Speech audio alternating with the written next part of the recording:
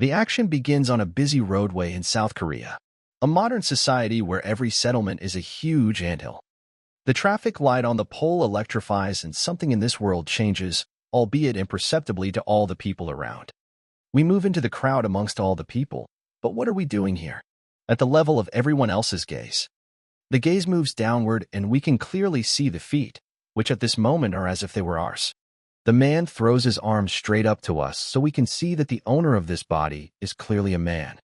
Finally, we see him from the outside, and that's when the guy realizes himself. He doesn't realize where he is. A guy sees his face in the reflection of the bus and doesn't recognize himself. Who is he and how did he get there? A young man is confused trying to remember his own name. The emptiness of the memory is disturbing. His attention is drawn to what he is wearing now, a black t-shirt with an emblem and khaki pants. The clothes seem foreign and unfamiliar.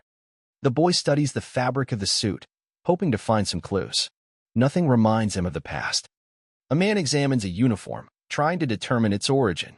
The military cut is questionable. He lifts his head to the sky, no name, no memory. The hum in his ears adds to the disorientation. A sharp sound makes him flinch. Instinctively he tensed, ready for danger. The guy abruptly turns 180 degrees and gets into a fighting stance, preparing to fight to the death. His fist tenses up and slams straight into some tree with tremendous force. Yes, a real threat that requires immediate action. The tree was so dangerous that the young man punches through it with a single blow. Now the oak tree in the center of town won't hurt anyone else. People on the street are scared of this crazy tree killer. Such actions in the center of the city could not but cause a violent reaction from normal people. The body reflexively reacts to the alarm. An incomprehensible force ripples through the muscles. The hero looks at the palm of his hand, feeling a strange connection to an unknown energy. There are more questions than answers. Suddenly a voice sounds, and the stranger introduces himself as an agent. His voice sounds mechanical but familiar. He turns around himself and looks around for the nearest places on the street, but he doesn't see anyone nearby. The AI explains its role. The system is implanted in a man's body. The origin of the technology remains a mystery. The man looks around further and considers what to ask IA. He decides to ask what year it is and where it is. A guy discovers he's in Seoul 2024. The banners around confirm the information. The robot reveals its origins from the year 2082. The man realizes that this military AI is from the future and becomes speechless. He asks if he himself also came from the future. The agent admits that his memory has also been erased. The shared amnesia brings the strangers together. At this time, the traffic light is still flashing uncontrollably, and the person on the truck becomes the victim of this situation. He hits the brakes, but doesn't have time to do anything that would have prevented the accident. Sensors detect an approaching object. The AI warns of the threat, but details are unknown. The man stares tensely into the distance behind him. A car comes straight at him, aiming to knock him down and run him over. The hero prepares for a confrontation. The power within awakens, responding to the danger. The bus collides with the fence and the iron bar rushes off at breakneck speed in some direction. Now the AI detects a new dangerous object heading towards the protagonist, a huge iron rod. He listens to the system himself, or his body automatically did what it needed to do. But he manages to dodge the rebar either way. But the man turns back and sees a horrible picture. Instead of him, the rebar hit another guy. A metal rod is sticking out of a man's body. Surrounding people are terrified and call for an ambulance. The hero and AI analyze the situation. The injury is critical. Immediate intervention is required. The chances of survival are slim. A man notices a flash of red and blue in his field of vision. Linza explains it's a signal from the threat alert system. Thanks to the clues, he managed to avoid danger, and he managed to do it very easily. But a wounded civilian won't survive without immediate assistance. Time is running out. AI offers emergency surgery in the field. The decision is risky, but there are no alternatives. The guy says he can't do it, but the artificial intelligence promises to do everything he needs to do for him. The first step is to assess the condition of the casualty. The agent puts his questions aside, focusing on the rescue. A girl in the crowd screams about a metal bar in a man's stomach. Panic is growing. Time is running out. Doubts remain, but the priority is to stabilize the wounded man. Artificial intelligence is starting a scan. The wound is deep and involves internal organs.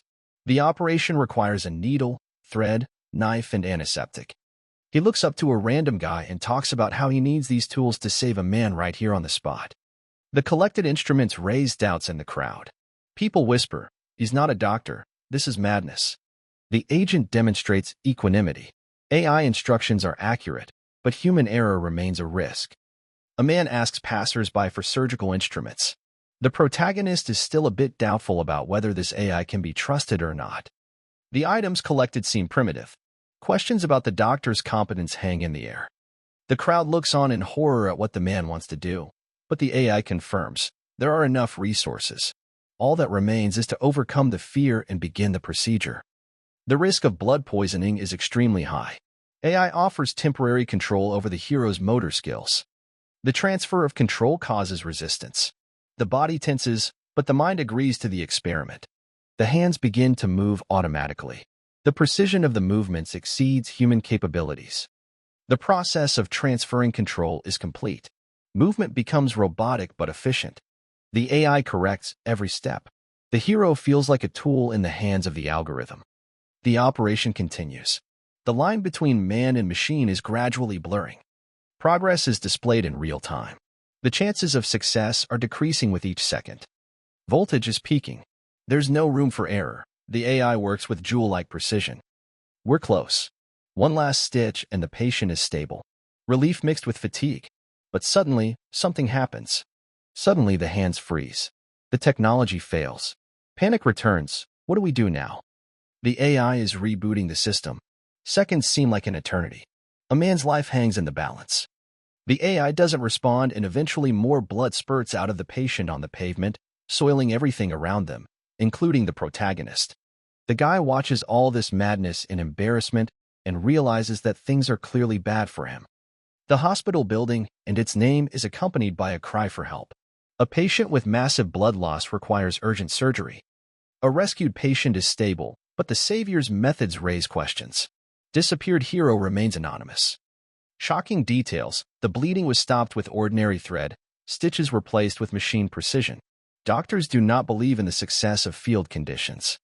The wounded man was operated on with a box cutter and a sewing needle. The stitches are perfect, as if they were done by an algorithm. Medics discuss the absurdity of the situation: sewing thread instead of surgical thread, lack of sterility. But it's as accurate as a sewing machine. Witnesses confirm the operation was performed minutes before the ambulance arrived. The mysterious savior is a master of improvisation. Detective Park Ki-jun arrives on the scene. The patient is alive, but the methods of rescue, a knife and household string, are shocking. Questions about John Doe's professionalism. How do you cut a body with a clerical blade so cleanly? Versions vary. The savior has disappeared, leaving only hints. His motives and identity are a major mystery to the investigation. Witnesses are unanimous. The needle was bent from a sewing kit. The details of the operation sound like a science fiction scenario. A detective demands to find a mysterious surgeon. He left the place before the medics arrived, leaving no trace. The questions remain: who is he? Is he a self-taught doctor, a robot, or a carrier of illegal technology? The investigation continues. The frame changes to our protagonist inquiring about a technical glitch. The system explains the pause by calculating the optimal surgical route. The question of memory loss remains unanswered. The AI admits to the data reset, but hides the reasons. Tensions rise. Should we trust a machine whose motives are unclear? A partnership teeters on the edge of risk. The AI is named Young-jian. The system is embedded in the hero's body, and its role is combat support and threat analysis. The human-machine nexus is deepening. Questions about the nature of AI remain rhetorical for now. A joke about changing his name to Black Dragon brings the AI to a standstill. It agrees with the new name and doesn't want to change it to another name. A patch labeled Earth Union is found on the hero's arm. The AI links it to the secret works of the future. The year the system was created is 2082. The technology is ahead of its time where it is now, but its origin is classified. AI is limited in transmitting data from the internet due to the risk of hacking. The input of information is done through the senses of the wearer. Taste of food, tactile sensations, everything is recorded by the system. Data output is only possible through the hero's body. Temporary control is only allowed in battle. The line between freedom and control is blurred. The AI cannot attack directly, only adjust the aim. All information is collected through physical contact. The hero becomes the eyes and hands of the system. Their cooperation is a symbiosis of forced necessity. First assignment received. The goal is to solve the mystery of their journey into the past. The journey begins small. The guy is talking to the AI about their next move. The AI needs money to gather information, but his wallet is empty. The solution is street singing using vocal cords. The goal is 10,000 won. The ambition is high and the methods are unconventional. Success depends on the accuracy of the algorithm and the courage of the performer. Artificial intelligence offers temporary vocal control. The boy hesitates, but agrees. The first performance will be a test of the symbiosis between man and machine. Temporal control activated. The AI demonstrates preparation down to the last detail. Even a spoon is used as a tool. The guy's surprised at how well thought out the system is. Every gesture is calculated, every move part of a plan. Trust in the technology is growing. Operation Start Earnings. The risk is justified by necessity. It remains to translate the theory into reality. The AI explains the combat function of boosting soldiers' morale through sound waves. The technology is useful, but the context is odd. The man doesn't understand why he should sing here, in a crowded place at someone else's concert. The algorithm insists the public's attention will attract sponsors. Doubts remain, but there are no alternatives. The choice is simple: become an artist or give up. AI offers an eccentric approach. Guy fears overplaying his hand. Don't turn me into a clown. The system guarantees success. The show starts. The audience watches a person without a microphone but with perfect sound. The first notes are mesmerizing. Doubts dissolve into applause. The plan is working. Audience engagement is a key parameter. AI analyzes the reaction, adjusting the tone in real time. The guy moves towards the crowd, changing the timbre of his voice. High notes shock the audience, attracting the attention of men and especially women. A balance between show and technology. Every song is a step towards the goal. The crowd is enthralled, a man singing without equipment, switching octaves. People at the concert are hearing this rumor. Almost all the people had already fled the concert, leaving the speakers alone in shock. They clearly couldn't stand the competition. The AI manipulates the ligaments to create the perfect singing. The audience can't believe their ears, but they keep listening. Fundraising is going well. Lack of equipment is compensated for by innovation. He sings the song in a woman's voice. The singing is interrupted in the middle. The song is assembled from street fragments. They notice some inconsistencies in the young man's talent. Despite this, money, both paper and iron money, flies into the box of the militant street singer. The minimum amount has been accumulated. It's time to go. A full box of money will help our hero to achieve his goals.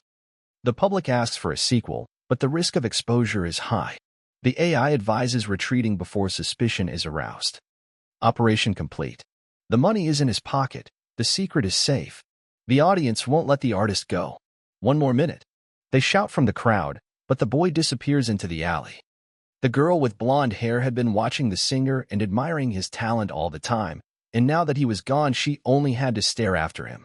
She is distracted from the window by a supervisor's voice asking her to bring her 15 ramen to the table. It turns out that she works in a catering business. She talks about how she actually really wanted to listen to this guy's song longer. Her figure and beauty don't quite match her work. Such a beauty works right here. And before that, she was washing the floor in general. Guy ponders his next move. The AI suggests infiltrating the computer club to gather data on the Earth Federation. The goal is to infiltrate the local environment unnoticed. A vacancy in a PC room solves the problems with housing, food, and information. The man doubts success, but there are no alternatives. Contact with the command center will be the next step. AI finds a catered job opening for employees. Employment in a computer club will solve several problems at once. The guy's planning a temporary stay. If he can get a job, he will not have to worry about shelter and food. A man climbs up the ladder to get a job. Their dialogue with the AI about the vacancy continues. Clothing and documents remain a problem. The system suggests using military uniforms with camouflage function. The AI activates the chameleon mode of the special suit. The fabric changes structure, transforming into civilian clothing. The uniform is taken apart and reassembled. The guy tries on the new look, trying not to attract attention. The changes add naturalness to the image. If the disguise succeeds, you can go to the interview. The guy gets excited and asks the AI to activate the feature faster so he can try the disguise on himself. The new outfit is reminiscent of street musicians. The man is nervous, but the AI assures him that the style is appropriate for the city. The AI is silent, analyzing the situation. The guy is perplexed. Why such extravagant outfits for the PC room? The system explains the appearance must match the local youth culture. It's just as they're climbing the ladder. The guys turn their attention to a freak in a suit. The first impression is that the idea for successful implementation through clothing has clearly failed. Visitors to the club freeze when they see the strange newcomer. Guys' clothes stand out even among the gamers. They walk past trying to get away from here as fast as possible. The guys keep their heads down. Even at the end of their journey down the stairs, they didn't turn back, afraid to look at this psychopath in a strange suit. The guy reassembles the costume following the AI's instructions. The cap and hoodie make the look less flashy. The system praises the choice. The style now matches the undercover agent. The only thing left to do is convince the employer. Doubts dissolve. The disguise is perfect. It's time to show your skills and get a seat. AI scans PC room, checks payment systems, locations, user activity. The data coincides with the forecast. The man studies the audience of this club. 96% of all visitors to the club are gamers and come here to play. AI confirms location is optimal for contact with the center. The first objective is close to being achieved. The system analyzes food options. The best choice is the club's food shelf. The food is not exactly healthy, but it will do. The employer asks a question. Are you here to apply for a job? The man nods, game on. A guy gets an assignment to fill out a resume on the spot. The employer demands documents, but gives a temporary authorization. The AI corrects the data, masking a military background. A man pretends to be a replacement for an absent employee. The system analyzes the risks, but there's no alternative employment. All that's left is to convince his superiors that he's trustworthy. The interview is almost complete. The conditions are Spartan, but the goal has been achieved. Access to information is open. Employer doubts guy's skills. Can you cook? AI activates tactical cooking mode for soldiers. The AI says it will be able to pan with its skills. The movements will be precise. The algorithm can control his hands. The chef is amazed at the speed. Questions of professionalism are replaced by approval. He asks him to pass and fry rice. The test is passed. Ingredients are scanned with military precision. The aroma attracts visitors. Everything here is made for cooking. The AI requests temporary control to cook rice. Guy agrees, watching the automatic hand movements. Artificial intelligence guides the guy's body to the cooking tools. Apparently, it can control more than just his hands. The body moves on autopilot. The guy feels light, as if cooking skills had always been a part of him. The AI optimizes every gesture. Even frying becomes a tactical operation. The boundary between human and program is blurred. The experience is a success. Even the boss is a little shocked at this kid's abilities in the kitchen. Colleagues are shocked. A man cooks from scratch, bypassing convenience foods. The speed and quality are off the charts. AI demonstrates mastery by turning simple products into masterpieces. Questions about guy's past resurface again. Employer approves. The kitchen becomes a new front for the mission and future work in the institution. Hand speed is admired, but taste is the main criterion. AI balances efficiency and aesthetics. The guy tastes the dish. The algorithm corrects the recipe in real time. There are no mistakes. Everything is calculated. Visitors are delighted. The PC room turns into an unexpected gastronomic restaurant. A man faces an unexpected challenge, serving drinks. The AI did not take this aspect into account, but adapts quickly. For a second, the boss thought he was in his favorite bar. He felt so good. Crisis overcome. The girl asks her uncle, what is he carrying? The boss is ready to introduce her. The guy runs into Chaun-soo, the owner's niece. The girl recognizes him as a street singer, which causes awkwardness. A man tries to hide his past, but the AI suggests he use it to establish trust. A working relationship begins with an unexpected confession. The dialogue turns to a discussion of his voice and work here. The guy talks about how he's good at a lot of things. The boss is already engaging our guy by talking about how his niece can't cook. Everything burns all the time. Shift negotiations are getting more complex. AI analyzes employer preferences, tailoring responses to expectations. The man insists on a free schedule. The system masks the true motives by presenting them as personal preferences. The employer agrees. It is now possible to combine data collection with kitchen duties. He asks to be given temporary accommodation in the vacant room next door. The employer doubts this. But the boss anticipates the growing popularity of his food and the establishment. He can't just pass up a chance like this. The AI's culinary skills turn the PC room into a point of attraction. The boss lets him live in the room, eat food here for free, and get double his weekly paycheck. The visitors decide to eat right in the hall. The aroma of food outweighs the desire to start the game immediately. A man watches gamers combine entertainment with lunch. AI captures data. Food preferences are a new source of information. The kitchen becomes the unwitting center of operations. Every customer is a potential clue. He points his spatula at the two men and talks about how they now have to eat right here and now before they can decide whether the cooking here is bad or good. The kid continues to work, thus delighting his boss and his niece. He asks the girl for more plates. She runs to him with trays and saucers to get the culinary masterpieces faster. All the staff at the place are shocked. The dishes are not only very fast, but always of perfect quality. Cha Eun-so is delivering the order to the customers. She hurries faster and faster, picking up the delicious food every minute. Visitors are skeptical of PC room food, considering it a desperate move. It is unlikely to be tasty, so they think. The girl serves the fried rice with confidence. The speed and presentation of the dish is astonishing. The first doubts of the guests are dispelled. Gamers, before they even start playing, get food. Unexpected service becomes the highlight of the establishment. The customers are confused. The order looks too fancy for simple fried rice. The guy confirms that everything is a la carte. The AI optimizes the serving, turning a basic dish into a culinary masterpiece. They stare in shock at the waitress, who is proud of her new chef. The aroma and the sight of food makes guests stop talking and start eating. The first step to popularity is accomplished. The superb flavor of the mediocre dish with the unremarkable serving pressed them into their chairs. The fried rice simply knocked them dead with its deliciousness. They envision themselves as fat runners who are running for only one thing, that wonderful rice. The dish acts as a lure to them, and they will do anything to taste it again. They order more and more rice, marveling at the same wonderful flavor. The chef is a god for being able to do this. Customers demand more, 2 more servings.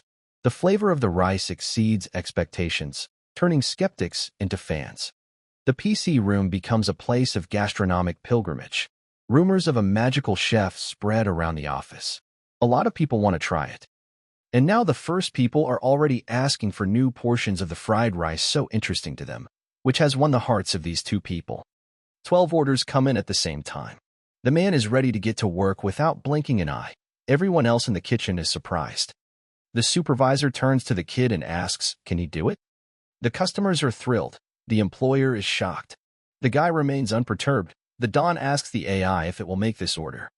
The AI agrees, saying that this is an ordinary task for it. It sees nothing difficult in it. He brings in the cooking tool. An order for 15 more dishes has come in, and he's getting ready for a full work shift here. 3 hours later, money is clouding the boss's head. He asks for the name of his savior. In 3 hours, food sales are breaking records. The boss says that he can earn a stable, high salary with this kind of work. The man involuntarily gives his name, Kong In. The AI catches the slip, but backs up. It's a temporary alias. An employer offers to clean a storage room specifically for him. In his first day on the job, he has already shown his importance in the operation of the establishment. Kong In's name is taking hold. It will be the key to new opportunities and risks until the hero learns his real name. The employer is delighted with the profits. Kong In gets the promise of purchasing ingredients and a separate storage room. AI reminds us of the need for documentation. Hacking the database is the next step. It needs to get an ID card. He needs it to get his paycheck. Without it, the money will be in an account somewhere, but he can't dispose of it. AI offers to hack the system. Skills from 2082 can bypass the defenses, but it will attract attention. The boy agrees. The boundary between the legal and the forbidden is blurred. The end justifies the means. A man discusses the possibility of ID forgery with the AI. The system confirms skills in hacking local databases to create a fake ID. Guy authorizes temporary motor control. AI infiltrates government system by finding eye matches. A record of Na Kongan is discovered. The name becomes a legal mask. The mystery of identity begins to unravel. His prints also match the information in the database. How to get his name? A guy is confused. How do his fingerprints exist in 2024? The system provides no answers, deepening the time paradox. He decides to search the internet for this information. Na Kongan can't believe his eyes and has to find an explanation for all of this. The hero tries to understand how the Earth Federation from 2082 is connected to the reality of 2024. AI checks the data. There is no analog of the organization. Man assumes simultaneous existence in two eras. The algorithm is silent, fixing contradictions in the chronology. The search continues. Each discovery gives rise to new mysteries, but the key answers are still out of reach. The AI analyzes Na Kongan's personal data. The records show no activity in the past 5 years, which increases suspicion. The guy is looking for clues to the past. Perhaps his current state is the result of experimentation or an accident. The system offers to deepen the search. Each step brings you closer to a clue, but risks attracting attention. All the information suggests a complete lull in the guy's past activities.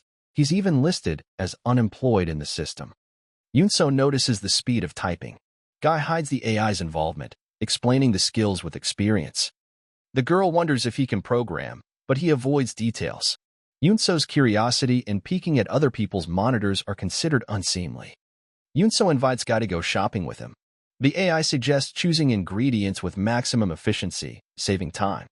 The case moves to the store. The girl is surprised by his physical strength and quickness. The hero guffaws, hiding the effects of implanted technology. She marvels at the ease with which the kid drags the extra heavy bags down the street without getting tired at all. Yunso admires his strength. The boy is modest, saying that his hands are not made of steel. She laughs off his straightforwardness. It's not like she had any direct iron-handed sense. The girl offers to go to a cafe at the expense of the employer. The hero agrees, seeing it as a chance for informal communication. The cat and mouse game continues. Yunso's trust can be both an advantage and a risk. She bumps into some men and the doorway flies off of them right into the arms of a guy. The two freaks glare at them, saying that they should have walked more carefully so as not to snag such important people. Guy prepares to help the girl by utilizing and testing the combat capabilities of his AI. A threatening caption pops up on the screen. Guy keeps his cool as he assesses the level of risk. The AI analyzes the source of the threat. The robot asks our protagonist if it's worth going into armed mode, to which he remains silent. The girl apologizes to them in tears. It's a bit of a surprise. Everyone was expecting an epic battle. She keeps apologizing, but one guy calms the bull by talking about how he really scared the girl. The man apologizes, saying that his brother has been losing at the casino all day and is now therefore very irritable. The hero walks away, leaving the incident behind. The AI confirms that there is no threat and you can continue on your way. They take the elevator upstairs and chat about whether or not the girl is straight and what it was that happened to her. The supervisor runs up to them and yells about his niece not picking up the phone in emergencies. The girl asks what's wrong. Yunso is in a panic. The internet in the PC room is down. The customers are rioting. The guy contacts the masters, but they won't be back for another hour. The guy assumes that after they used the club's server for tests, the hackers spotted them. The AI confirms there is no trace of surveillance, but someone else's hacking is detected.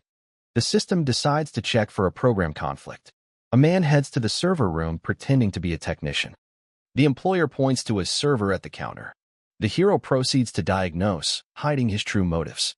AI identifies identity-stealing malware. A conflict with the club's defenses caused an internet outage. He finds a hacking program right on the computer, ineptly hidden of course. The guy decides to track down the hacker. The system starts searching, clinging to the nearest server. Time is limited, customers are outraged. Trace reveals the hacker used a nearby PC room to install the program. He also used 7 different servers to make it impossible to track. The AI is analyzing the access logs. The person who did this was obviously here recently and installed this program manually. The hero decides to conduct a reconnaissance. The guy suspects a group spotted earlier, with whom they had a conflict. Angry gamer demands compensation for disrupting a match. The guy offers free snacks following the AI's recommendations. He looks at the guy and analyzes exactly what kind of snack to give him so he'll finally calm down. A man offers many options to choose from. The AI makes a list of budget snacks, approving the choice of number 3. The guy puts on his gloves and gets up at the stove to save the reputation of the place. The girl apologizes to visitors, announcing the restoration of the network as soon as possible. This is unlikely to help people calm down. The hero returns to them with food. With it, he brings an apology as a free meal. He holds out a cup of goodies and talks about fixing the servers, which means we'll have internet soon. A disgruntled customer demands compensation for a loss. A guy offers a dish to sample, and he grudgingly grabs it. The AI predicts that the taste of food will soothe anger. The hero watches as skepticism turns to surprise. The client calms down, leaving the negativity behind. His face contorted with a grimace, but no longer angry. A guy watches customers rave about the appetizers. A disgruntled gamer demands more, suspecting magic in the recipe. The AI algorithm confirms the ingredients are ordinary, but mixed with precision. The man guffaws, attributing the success to improvisation. His culinary skills calm the crowd, turning chaos into delight. Another crisis is overcome through tactical ingenuity. The girl decides to try this dish too, and as soon as the powder hits her tongue, she explodes with happiness. The girl is delighted by the unusual taste of the appetizers. The guy modestly explains, "I just mixed what I had." The AI highlights the perfect proportions of spices hidden behind seemingly randomness. A man leaves the kitchen, entrusting the distribution of food to his colleagues. His goal is to find the source of the hacker attack while the algorithm stabilizes the situation. Customer trust is now his shield. A girl calls him a hero in the modern world. The hero doesn't react, but the AI records the compliment as a possible lever for future actions. The action shifts to the green street of a crowded city, where the noise and din of people lives next door to the tranquil nature. The AI activates navigation to the location of the hacker attack. The route passes through blind spots, no cameras or sensors. The guy moves stealthily, using camouflage skills. The man is analyzing his surroundings. The lack of surveillance indicates the adversary's professionalism. The algorithm scans the airwaves for signs of radio interference. Target is close. All that remains is to find a loophole in the hacker's defenses. The silence is deceptive. Every step can be fatal. He enters the building and climbs up higher up the stairs. This decision seems like the right one for him to accomplish the mission. The AI amplifies the sound, picking up threats from the abandoned building. The student's voice shakes with fear. He is being blackmailed for a flaw in the program. The boy quickens his step. The man activates his ear even more, taking the criminals by surprise. The algorithm instantly assesses the threats. One is armed, the other is the victim. We need to proceed without error. The scene is reminiscent of combat missions from the future. The AI offers a rescue plan, but the hero relies on his instincts. Time is running out. AI confirms the student is being forced into illegal work. He may be the hacker. Inside the room is chaos, a bunch of computers and servers and 3 men standing over the kid's soul, blackmailing him. The guy pulls the door off its hinges with one easy leg movement to take them by surprise and gain access inside. Everyone in the room checked out this move. The action really made epic feelings about his actions. Kangin stands in the middle of the aisle and lowers his head, waiting for the next move from the people that took the student hostage. The guys look around the server room, discovering signs of a break-in. Now they're fighting about someone not locking the door. The scariest of them all, with a scar halfway down his bald head, looks at the hero and says something about how it looks like the uninvited guests want to be escorted out. But it's too late to rant. He's already punching one of these bad people in the beard. Finally, the kid uses IS combat mode and smashes his opponent's nose in one punch. He watches the bloody thug lying in the middle of the hallway, a filibuster move, and a new human carpet on the floor. The guy is still standing in his military assassin pose. At least someone moves and he'll kill all of them that one. On Sung Hwan, a fellow student, is an aspiring white hacker. His skills attract the attention of professionals, but financial difficulties force him to look for a part-time job. A man receives a tempting offer, a security check on a company for 2 million won. His enthusiasm is replaced by anxiety. It turns out that his work is connected with a criminal group. Now his life is in danger, and the way out of the situation is not obvious. The AI analyzes the letter from Donazoa. The task looks simple, but the payment is disproportionately high. The guy decides to take the risk despite his doubts. A man enters a building expecting a standard check. Instead, he is met by armed men. It's a trap. The chances of escape are minimal. The hero realizes that he has become a pawn in someone else's game. Trusting in unfamiliar sentences turned out to be a fatal mistake. At the critical moment, a mysterious savior appears. His movements are precise, as if controlled by an algorithm. The boy notices the unnatural strength and speed. It detects anomalies in a stranger's behavior. Each blow is calculated to the millimeter. Technology is clearly superior. After the blow, there is complete silence in the room. All sides of the conflict are confused. The guy neutralizes the man with one punch. His own strength is frightening. It's as if his body is acting autonomously. A man decides to intervene in the fight, relying on his instincts. The AI warns, the opponent is armed, but the chances of victory are also high. The questions are mounting. Who is he? Where did these powers come from? The guy in the hood surprises the hardened gangsters. The AI explains, the hero's physical parameters are enhanced by implants. Speed, strength, reaction, everything is beyond human. He has nothing to fear. A man jokes that these bandits are nothing more than octopuses. His words enrage his opponents. The fight erupts into chaos.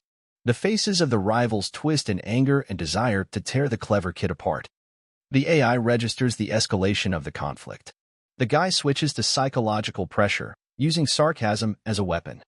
Attacks on the enemy's appearance throw them off balance. The tactic works, enemies lose concentration and pounce on him with a knife. The hero realizes his skills are not limited to combat. Manipulation has become part of the arsenal. But even physical superiority has to be taken away, and he stamps that freak's head into the ceiling with one foot. The fight reaches its peak. The man's blows leave dents in the metal. AI detects abnormal bone and muscle strength. The opponents flee in panic, leaving the ringleader at the mercy of the victor. The boy remains standing, not feeling tired. Scarface decides to attack back at the little kid, who is unlikely to fight back. The hero tests his capabilities. A kicking blow blows his back. The AI confirms the strength exceeds the norm by 5 times. The man notices the mechanistic nature of the movements. The algorithm explains the body adapts, blurring the line between man and machine. He scattered everyone around him, and now thinks his legs are strong and developed enough now. The AI reveals the details of the modifications. Not only the senses have been enhanced, but also the limbs. The boy is shocked. His body is no longer fully human. Student watching the fight theorizes, police? Government agent? The hero avoids answers by hiding the truth. The rescued hacker wants to thank the man, but decides against making any unnecessary moves at the moment. The guy listens to the student's excuses, hacking for pranks, not malice. The AI analyzes the speech, determining a 90% probability of truthfulness. The man notes, the guy was acting under orders, not realizing the consequences. The student insists on his innocence. The algorithm confirms the absence of a criminal record, only naivety and financial difficulties. The hero decides to give a chance, seeing the potential for cooperation. The AI demonstrates skill in analyzing facial expressions and gestures. A man checks the truthfulness of the captive's words by increasing the pressure with questions. The accuracy of the algorithm reaches 90%, but doubts remain. The student trembles, repeating, he was tricked, lured into a trap. The guy compares the data with the evidence. It's a match. The decision is made. We need to dig deeper. The hero hides his emotions, remaining neutral. The AI advises caution. There is a large network behind the simple performers. Details of a scam, stock manipulation through forums, have been revealed. A student created a program for generating fake reviews, which was installed in PC rooms. The guy is surprised by the primitive nature of the scheme. The AI finds inconsistencies. The villains are clearly acting under orders. The goal is to get to the organizers, not the handlers. The AI offers to turn the thugs into the police, maintaining anonymity. The guy instructs the student, say you've been kidnapped. The student is afraid of the consequences, but the hero assures, his face is hidden by a mask, his identity will remain a secret. The algorithm erases digital traces, reinforcing the legend. The plan is simple. The police will take care of the lowlifes and the man will continue to hunt the bosses. The chain is just beginning. The guy prepares to leave, leaving the student alone with defeated thugs all over the room, bodies strewn about. The one asks permission to fight back and gets approval for his actions to hit as fast and hard as possible. The AI guarantees the enemies won't wake up before the police arrive. The hero disappears into the shadows as he appeared, without a name or explanation. The student is left confused. His life is saved, but the questions for the mysterious savior only multiply. Emotions take over. The student hits the defeated villain, releasing the accumulated fear. The AI records the action, but does not intervene. Revenge is not a priority. The guy watches from afar, making sure his ward is safe. The algorithm reminds, mission accomplished, time to move on. The incident is closed, but new targets lie ahead. The AI database is already processing fresh leads. The action moves on to the next chapter. A police officer discovers a beaten man linked to stock manipulation. The victim claims she was forced to create a program for forums under threat of death. The boy tells the story of 3 days of captivity. Suspicion falls on the organizers of the scheme, but they are already lying on the floor. A student denies involvement in the crimes. His savior disappears, leaving more questions than answers. The police are discussing the incident. The version of a random passerby seems doubtful. The camera footage needs to be analyzed. Investigators assume that a large group is behind the attack. The wounded bandits may give information under pressure. The solution is to find the mysterious savior via CCTV. His actions are too precise for an ordinary citizen. The hero avoids the cameras, following the AI's cues. His reflexes amaze even himself, as if his body is acting on autopilot. The man notices the gaps in his memory: no phone, no ID. The AI is silent, leaving him to speculate. Buying a smartphone in installments is the only way out. Financial hardship is a reminder of the need to continue the mission. 3 days later, he is on his way to the other side of town in Millet to visit a place that seems significant to him. A boy visits an address from the past, but finds only ashes. Rumors of a fire destroy his hopes of recovering his memory. Questions about the connection to the future remain. Was he sent back in time? Or was it the aftermath of an experiment? Coming back with nothing reinforces the feeling of being lost. We can only hope for more leads. PC Room turns into a popular place thanks to a secret chef. The food is served only in the presence of a man. It becomes a specialty. The tactic of limited sales of a specialty dish draws crowds. Customers linger for a long time, combining food with games. The owner hires new employees. The success of the cafe is unexpected, but pleasant, even for the skeptics. He invites our protagonist in order for him to get acquainted with his colleague, and he seems very familiar to him. Sung Hwan joins the team. His IT skills promise to solve the institution's technical problems. The guy recognizes him as the rescued student. Their interaction begins with an awkward encounter, but the potential for cooperation is obvious. The employer is happy to have 2 reliable employees. The new phase of the mission, covert data collection, has already begun. Sung Hwan explains his choice: guilt over breaking into the cafe. He wants to make amends even though he acted under duress. The man remains an enigma. His culinary talent and technical skills are admired by his colleagues. The team begins to work together. The secrets of the past and the goals of the future become intertwined. The guy hides his involvement in the rescue of Sung Hwan. The man, not recognizing the hero, addresses him as a senior colleague. The AI recommends eliminating the potential threat, but the man ignores the advice. The working relationship begins with formalities. Sung Hwan calls him Hyung, unaware of his past. The character maintains a mask of indifference, avoiding unnecessary questions. The AI detects the risk of exposure. The algorithm suggests drastic measures, but Guy prefers to observe. A colleague's trust could be the key to new data. Nak Hong-in tells the young lad that he'll be happy to keep working, but only if he does quality work. The robot scrupulously checks the shopping list: sauces, spices, ingredients. The AI analyzes expenses, checking them against the budget. The guy notices the strange pedantry. The AI guffaws, citing the importance of food quality. The algorithm silently adjusts the spending plan, avoiding suspicion. The dialogue turns to an argument about the meaning of life. The AI fakes a breakdown to change the subject. The guy is puzzled by its actions. They will continue to walk down the street and mentally converse, discussing sauces and the need to pre-taste test any dish and ingredient. AI detects a fire in the street. A man reacts instantly using tactical analysis skills. Na Kongan looks around, but doesn't notice any pockets of fire. Apparently the AI has failed again. Guy suspects the AI of deliberate distraction. Testing shows the threat is real. The fire can't be seen, but it can be felt, thanks to the implanted modules. Suddenly, from above him, there is a huge explosion right in the side of the house. Shards of the building fly down the street. Flames engulf the warehouse. People rush out of the building and run away from it, but not everyone can afford to do so. Another explosion blows through the wall, creating more and more danger for the people around and inside the building. The AI activates combat mode. Vision switches to infrared spectrum, muscles get amplification. The hero is ready for emergency measures. The AI demonstrates a full arsenal: AR lenses, audio modules, reinforced limbs. Everything the AI offers is on its side. The man gets his leg muscle strengthened, speeding him up and increasing his chances of saving people and eliminating the hearth of the fire. Na Kongan is frozen in amazement. He realizes that with all these new abilities, he can eliminate the flames in a single blow. He speeds off, keeping his hands locked. His plan has matured quickly, and now he's ready to put it into action. The man reaches out his hand and shouts, "Light the flame destroyer, start it." He is confident that this will help him.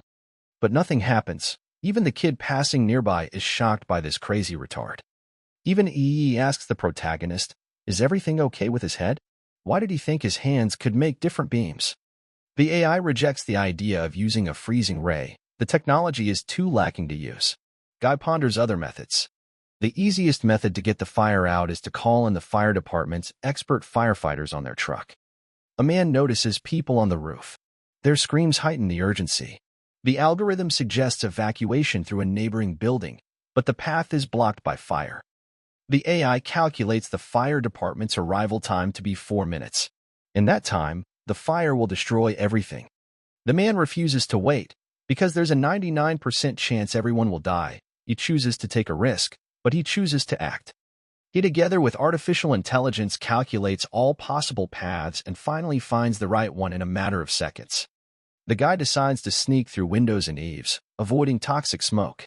The AI corrects the route in real time, warning about weak overlaps. He climbs quickly, spending a minimal amount of time doing so. His jumps are honed. People on the ground are yelling that he's crazy and what he's even doing. Some in the crowd think he's trying to save them. The man almost reaches the roof where the group is waiting for help. The AI scans the room. There are no survivors. The bulk of the group has been evacuated. He takes the AI's information and climbs up further, quickly grabbing onto the ledges. People at the bottom compare him to a superhero, Spider-Man, or generally a climber who can climb anything. The AI warns of the possibility of an explosion nearby. The guy clings to the ledge, trying to save everyone. His grip strength exceeds human norms. In the end, everything explodes not where the AI indicates, but right in the window near our protagonist. The shockwave makes him fly away for some distance. The man jokes a thank you, masking the tension. The algorithm fixes micro-injuries, but functionality is preserved. Climbing a wall requires precision. AR lenses illuminate the points of support, turning a vertical surface into a path to escape. He finally arrives on the roof, seeing a lone, frightened girl. The man watches her, analyzing the damage. She notices a man nearby. Finally, someone has come to save her. She won't just die in a fire. He heroically holds out his hand for her to grasp, and they walk down that roof together. The rescued woman tries to thank him, but cannot. Her face expresses anguish and now gratitude for the rescue. Mission accomplished, but new casualties await. The fire is spreading faster than expected, even less time. He asks aloud, "Are we going to die here?" The girl is almost peeing in her pants from the fear that her savior doesn't know what to do. Na Kong-in tells her to be quiet. He's not asking her. He and the AI analyze the possibilities of jumping from here to the next building with her and not getting hurt. AI warns, using superpowers in full view of humans will reveal secrets. The boy hesitates, but the child's life is more important than secrecy. He notices clothes and a towel on the clothes dryer, and new ideas pop into his head. He asks the girl if he can use it to go downstairs. The girl yells that she won't give up her stuff. A man assesses his way through a burning building. The lower floors are engulfed in flames, making it impossible to descend. AI scans the environment, suggesting a risky plan using a clothesline. The guy proposes to create an improvised rope from between buildings. The rescued girl's fear of heights is mixed with disbelief. The idea seems crazy. The algorithm confirms the calculations. The structure will support the weight if it moves quickly. The hero takes the initiative, ignoring the doubts of those around him. The first steps on the rope should prove the stability of the system. The AI will adjust the balance in real time, minimizing the risk of falling. The AI refuses to control the rope throw, citing the limitations of combat algorithms. The man takes control, relying on his instincts. The guy jokes about the paradox. The system knows how to cook, but not how to throw projectiles. Tension drops for a second, but the task requires concentration. He starts playing with the rope like a lasso to get it as far away as possible. The rescued are frozen in horror as they watch the hero's actions. Their fate now depends on his skills and coolness. He throws that rope, and those seconds of rope throwing seem like an eternity to him. Their lives depend on that throw. A precise throw fixes the rope on the opposite roof. The AI instantly analyzes the strength of the knots, giving the green light to move. Panic builds. The woman says she's losing her balance on the rope. The AI activates posture stabilization, but her screams interfere with concentration. The man orders her to freeze, using a commanding tone. Nakan takes her in his arms and continues his movement. The guy moves along the rope, backing himself and the girl up. The witnesses below are making makeshift mats, preparing for the worst. Another spurt, and the group reaches the halfway point. The fire below is a reminder that time is running out. The girl is kicking and screaming, making it difficult to move. He asks her to sit still and not move. He says to go slow, but the girl yells even more, making him move really fast. The rope starts to break under the weight of people. The AI counts the time, 20 seconds to the cliff. The man speeds up, pushing the rescued men forward. But the AI is saying that the fire will cause the rope to break very soon, about now. A final tug, and they almost reach the edge of the roof. The rope breaks a meter from the target, falling into the flames. The protagonist sacrifices himself by pushing the girl to the roof and himself falling into a fiery chasm between buildings. The rescued woman is shocked but alive, unlike the hero who is about to have a rough time. Nakongan falls down, not even knowing if he can survive in a time unknown to him, not even knowing who he is, falling into a fiery abyss. He closes his eyes, but still screams with anger and injustice of fate, even though he realizes he chose this path himself. Nakan falls down and screams that the AI should already start calculating next steps to save their ass. He looks at the ledge from which the rope is hanging broken off and thinks, what should he do now? The guy does the first thing he does is grab that rope with his iron grip. This allows him to stop and jump so that he can move further up the wall of the building. He jumps off the panel and runs through the windows and glass, leaving behind footprints on the wall of the house. Rumors of a flying lifeguard spread through the crowd. They see him running up the walls and can't believe their eyes and his awesomeness. He manages to pull off this feint and jump back onto the roof where the rescued girl is lying. He lands in a superhero pose, because what but made him worthy of such a title? The kid is trying to catch his breath. This action was certainly cool, but very energy wasted and stressful. The rescued woman rubs her bruised head. The guy climbs up the ladder and greets her as if nothing had happened. She screams in shock and says she sees a ghost. Nakong talks about how he seems to still be alive.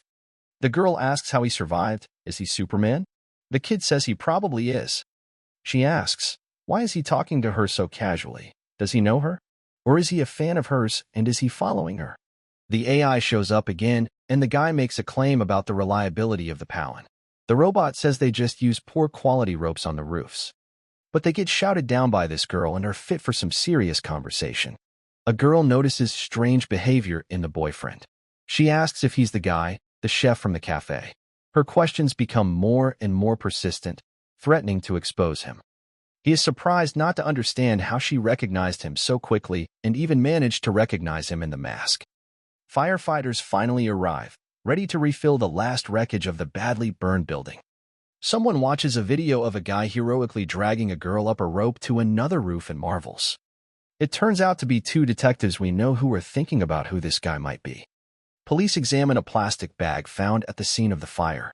The partner of the man in brown is not very surprised. He talks about it takes 4 limbs to save a man, and it takes 2 hands to lift a bag. He's onto something. He suspects the rope foreman of being the one who left that bag of groceries at the crime scene.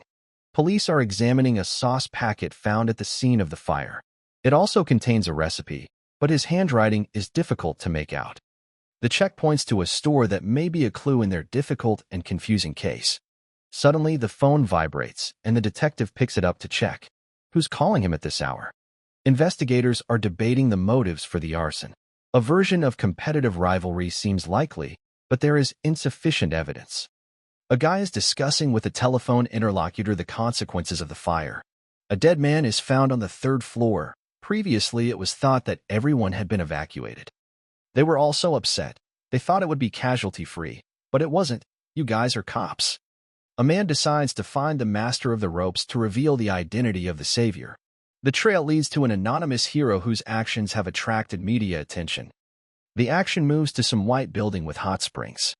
The main character along with that girl come out of the bathroom and are happy to finally be able to completely relax. A girl rescued from a fire demands compensation for her lost home. She is all alone, not even her parents. Student Yoon Aram asks a guy for help. Her house is burned down and she has no job. The man hides his sympathy, but agrees to take her to a cafe. He analyzes her background, loans, loneliness, streaming career. Hiring her doesn't seem like such a bad idea. Nak Kongan insists on getting a job. The guy leads her to the owner, hiding his involvement in her rescue. She asks him for help, but doesn't quite want to settle down and work a regular job. The girl says he must have seen her at the cafe, but the guy says he didn't. She's a little offended. Yoon Aram reveals that she streams from a cafe. Her popularity grows, attracting new customers. He asks her how many subscribers she has and if she can play at all. She replies that she plays poorly and only has 30 subscribers. Then he suggests she go back to the cafe after all and fill out a resume for a job. They return late, and the girl immediately introduces herself as the new employee of their establishment. A guy returns to the cafe without shopping. His niece notices his absence and connects it to the fire. The man explains the failure with an interest in fire. The girl laughs, but there is a flicker of disbelief in her eyes. The neural network is analyzing a possible rescue video. The hero's face is probably blurred, but his movements reveal inhuman agility. An AI detects a video of a fire on the web. A couple of frames could already expose its identity and cause problems. The clips rack up views, threatening to reveal the hero's abilities. But not a single dislike is cool. The guy offers to delete the files, but the AI refuses. I'm not a hacker. Nakan reminds him of past hacks, but he insists the mission is clean. The AI explains that it then had a military objective of threatening to hack into the system, and that's why it was able to. The guy sarcastically says it's really cool. At this time, there's some guy standing in front of their comp club. It turns out to be a detective, and he compares addresses. This is exactly where the master tightrope walker is hiding. The action transitions back to the room the protagonist is now living in. A man examines data on the Earth Alliance and Special Forces of 2082. Guy speculates that other natives of the future may be in hiding.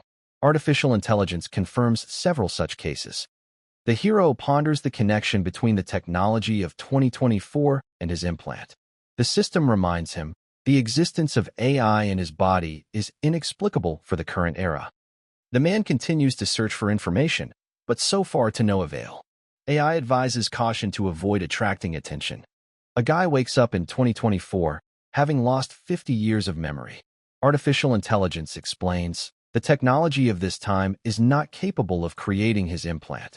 A man discusses with the AI a fire in XX Dong. The system analyzes the news. One dead. The investigation continues. The hero decides to investigate the incident. Guy notes inconsistencies in the fire reports. The AI suggests collecting additional data to verify the murder version. The man discovers that the deceased was in the room they were examining. Artificial intelligence did not record any signs of life before the fire. The hero reproaches himself for not paying attention. The system reminds, AR lenses do not have infrared vision. The guy decides to reanalyze. The AI confirms there are no noises or movements in the area of the incident. The man begins to suspect a carefully planned crime.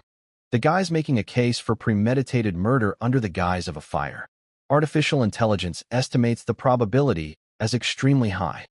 Someone knocks on the door insistently, and the kid realizes it must be the cops. A man discusses with police a charge card found at a location. The system links the purchase to a specific location. The hero asks a direct question. The policeman confirms that the package belongs to this place, because this is where all the groceries were bought. The madam is talking to a cop, but when she sees the protagonist coming out, she turns around and says that everything has already been returned here. A girl returns a condiment lost in a fire to a man. A guy is surprised by the efficiency of police work. AI analyzes the motives for helping. Nakong thanks the policeman for finding them so quickly and promptly for a small thing like groceries. A guy receives a business card from a detective with an offer of cooperation. Artificial intelligence advises to establish a contact to access the data. The man agrees to the meeting despite the risks. The system emphasizes that getting to know the police will simplify future operations. The girl insists on working together. The hero agrees, but not with her, but with the AI. The woman is very happy because now she will be able to be closer to the main character. But the guy refuses to cooperate today, citing business. Artificial intelligence captures the frustration of the interlocutor. But she still looks at him in love and talks about how he's such a complex and interesting person. Next, the hero moves further towards his goal. For today, his stop is the police station. A young man visits a detective who came to see him earlier. The boy denies linking his visit to the return of the lost item. A man makes a direct statement of suspicion of murder. The system records the interlocutor's reaction, a mixture of surprise and fear. A pause hangs between them. This statement shocks the entire police station. A guy raises suspicions about a murder masquerading as a fire. He thinks it's got a very high chance of happening. The detective demands proof, accusing the hero of hindering the investigation. The guy insists on his version, referring to personal observations. The AI analyzes the possible motives of the intruders. The man mentions the lack of movement in the room while climbing the rope. No movement of anything alive. Suddenly he spits all his coffee out of his mouth in shock, because he has met the very guy he wanted to see so badly. A man is asked about the skill of the tightrope walker shown during the fire. He's just showing off. He was also asked why he had not told earlier about it. The guy evades explanations, referring to the absence of questions earlier. The hero is compared to Spider-Man because of his agility. Artificial intelligence offers a standard explanation, but the man changes the subject. The guy restates his version of the murder, ignoring the emotional response. The detective recommends collecting technical evidence. Man indicates no signs of life in the burning room. Nakon suggests that the victim was dead before the fire or under the influence of substances. The hero puts forward a version of arson to cover up the murder. The detective mentions a short circuit as the cause, but the guy doubts the official data. The girl tech confirms there are no security cameras. A man decides to look for witnesses despite limited information. The guy offers to create a sketch of the suspects. The AI replicates visual data recorded before the fire. The man describes 4 people. The character details the appearance of the suspects. This technology proved to be very useful in this situation. The man goes to the 4 characters on that street at the time of the explosion. They're the ones who probably started the fire. The character details the first suspect's appearance: red plaid shirt, gray phone case. The detective records the accuracy of the description. The guy chuckles. Of course, he'll describe them accurately now their picture is right in front of his face. The man moves on to the second and third characters. The system recommends speeding up the process until the information is lost. The hero completes the description, and the system suggests using the data for a manhunt. The detective approves the plan of action. A man offers to help with sketching without an artist. The AI projects images of the suspects into the guy's field of view. Guy corrects the projection, drawing admiration from those around him. He says he can just draw them. The hero proceeds to draw, ignoring comments about his weirdness. The AI records the risk of exposure. Guy uses AI to enlarge and enhance images. The man projects the data onto paper to create a sketch. The character adjusts the position of the projection, prompting questions from the detective. Artificial intelligence masks the source of the information. A man starts sketching 3 suspects. The system recommends handing them over to the police without further explanation. The guy persists despite the skepticism. The system reminds, evidence is more important than verbal altercations. The hero ends the interaction, leaving the detective confused. The AI detects the need to speed up the investigation. The detective expresses disbelief in the guy's methods. His drawings don't look quite like anything you can find. Guy crumples the page, noting the lack of useful information. The system suggests returning to the investigation, avoiding distractions. The hero closes the tab, going back to analyzing the evidence. He tells the detectives he was just kidding. Nakong asks the AI to help with the creation of the sketch. The robot explains that this requires temporary control of the body. The AI activates the collaborative mode. The hero criticizes the system's limitations, but agrees to the terms. Artificial intelligence corrects hand movements for accurate drawing. Guy begins to create an image, but the members of the case squad in the detective department doubt his abilities. The guy quickly sketches out the page, ignoring their displeasure. This impresses everyone around him. The hero goes back to sketch out the suspects. They see something that surprises them very much. They were even horrified with his abilities, just inhuman capabilities the guy shows. Nakan doesn't just draw. He literally behaves like an inkjet printer, from Urki creating a perfect image. Everyone around them is bent over the table and standing with their mouths open. The action reminds them of just a machine, not a person. EEE jokingly reveals his affiliation with the Earth Alliance Special Forces in thought. Guy says it's not the time for confessions. A man links arson to a fleeing felon among the three. The system suggests checking their backgrounds and connections to the victim. The hero makes a plan of action, ignoring questions about his main activity. The AI reminds you to hide your identity. The detective orders the team to verify the suspects' identities. Artificial intelligence synchronizes the data with police databases. The next day, the action shifts to a feeding establishment. That's where our guy works. And today is clearly a shift. The signature rice dish pleases not only the stomach but also the eyes of food lovers. The girl praises the guy's cooking skills, distracting him from thinking. The rescued girl starts a discussion about yesterday's arson. It learns about the arrest of an arsonist and the discovery of drugs. The system analyzes the speed of the police investigation. Guy suspects that the arrest may have been part of a larger conspiracy. He ponders the new drug involved in it all.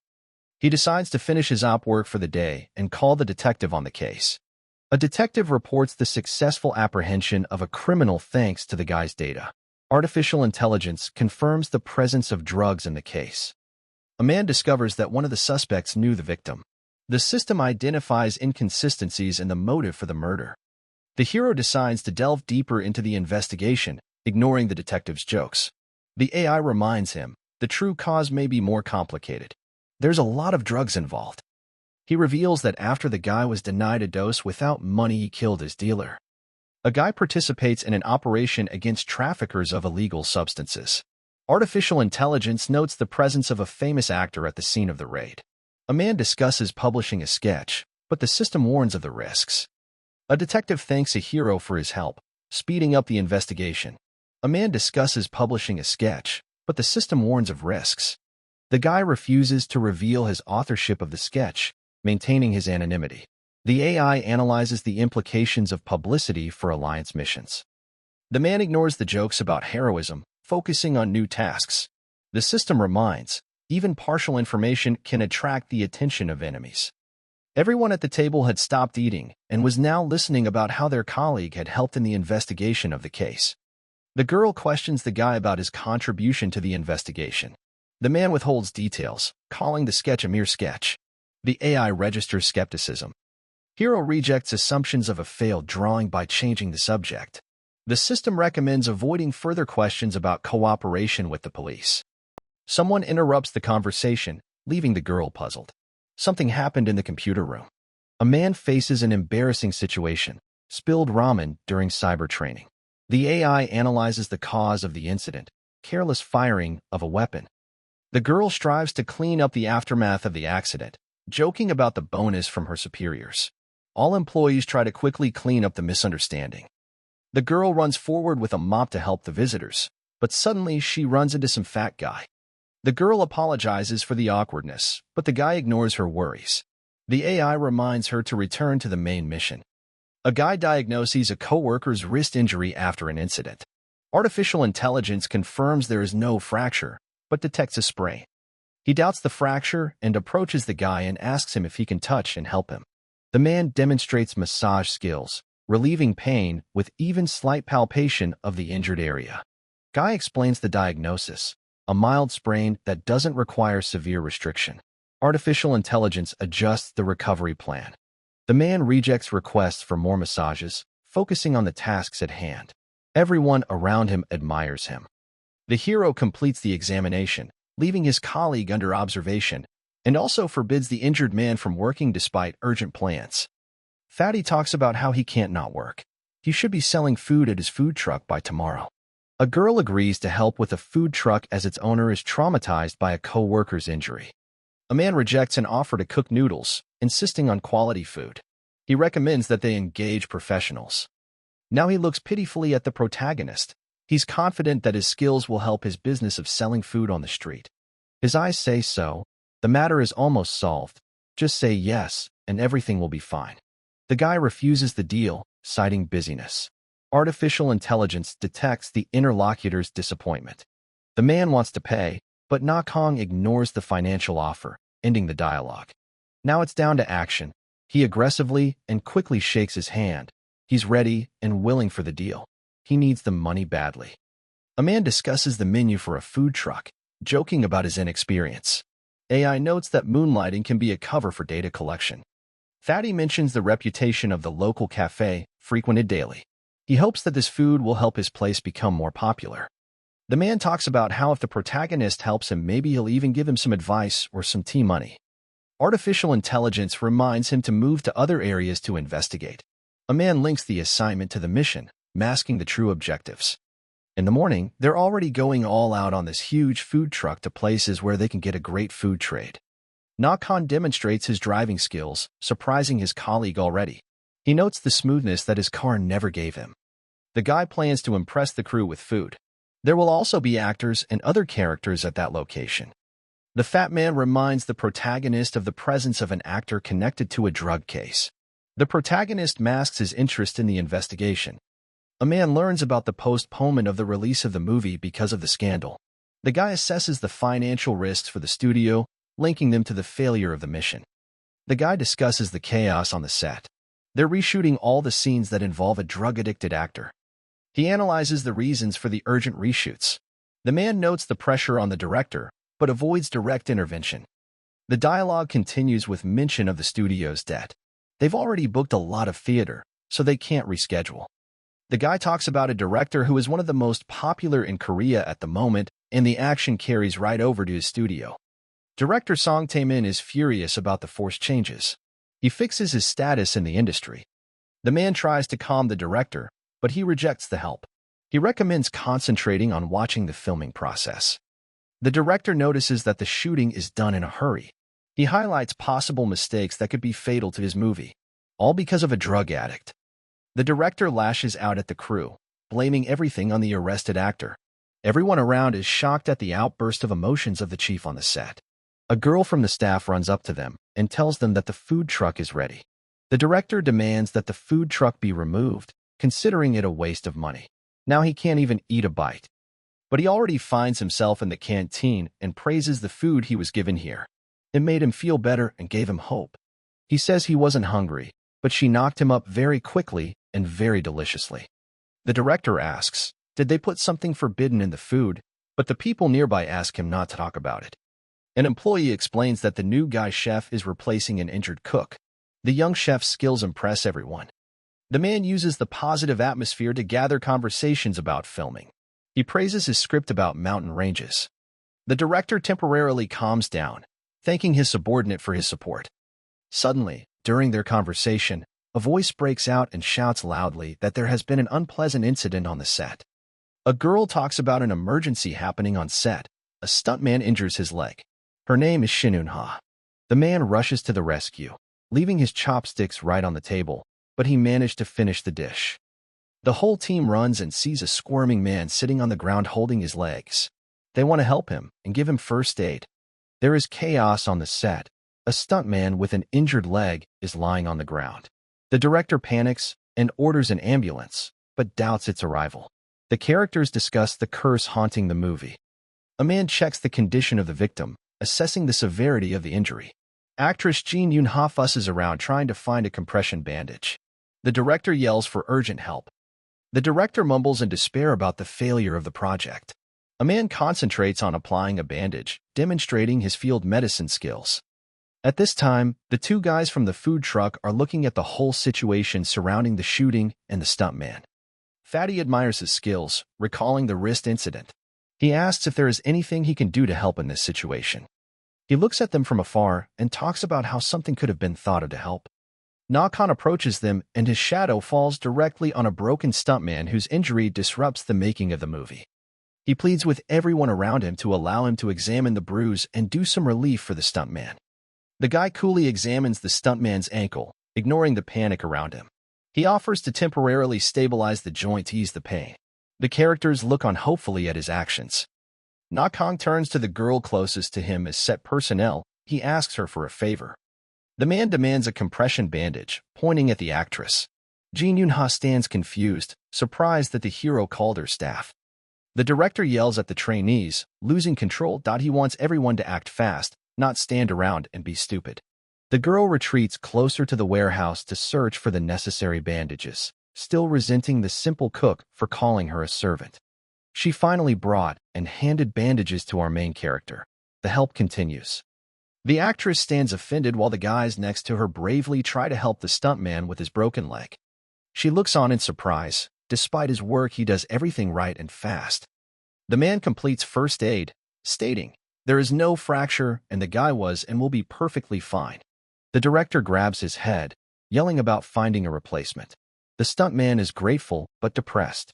The stuntman's condition improves. He jokingly moves his leg, surprising the crew. The director demands that a replacement be found immediately, threatening to shut down the project. The guy talks about how making movies anytime soon with this stuntman just isn't possible. The director grabs his head, yelling about finding a replacement. The stuntman is grateful but depressed. He didn't want to let the team down after all. The assistant director asks about why they can't just replace that stuntman with another kid. The director rejects the idea of finding a double for the lead actor Kim Yoo-chan. He says in a panic, "Where in the mountains can we get a stuntman with his face and other credentials?" He's screaming about how they won't have time to rehearse. And if they don't have time to make the movie, their heads will fly. The main character Kim Yoo-chan suddenly declares, "I'll shoot the scene myself." The crew is horrified. If he gets injured, the movie will die. The director screams even louder, realizing that if the lead actor gets injured, it's the end of everything. There are no solutions. He decides to look around for a stunt double. To find a double for a stunt double role, the director promises triple pay to anyone who agrees to do the stunt. The team whispers, but no one makes up their minds. Suddenly there's a voice. "I'll do it." Everyone turns to see a man standing there with a compressed bandage in his hands. Jin Yoon-ha ahs, "You're a chef." The guy shrugs, "I have experience." The director has doubts about the choice of the chef as an understudy. A man relieves tension with a joke. "I just like extreme sports." The girl actress goes on an old grudge and launches into a tirade about how you can't cast him for the role. He's not even part of the production team. He's just a left-handed person. But the director doesn't hear her. He stares at the two guys with a dumb look without saying anything. The director compares his features to actor Kim Yoo-chan. He is surprised to realize that they look alike. Very much alike. The heart of the movie maker has melted, and he already agrees to hire this kid without paying attention to the remarks of his assistants.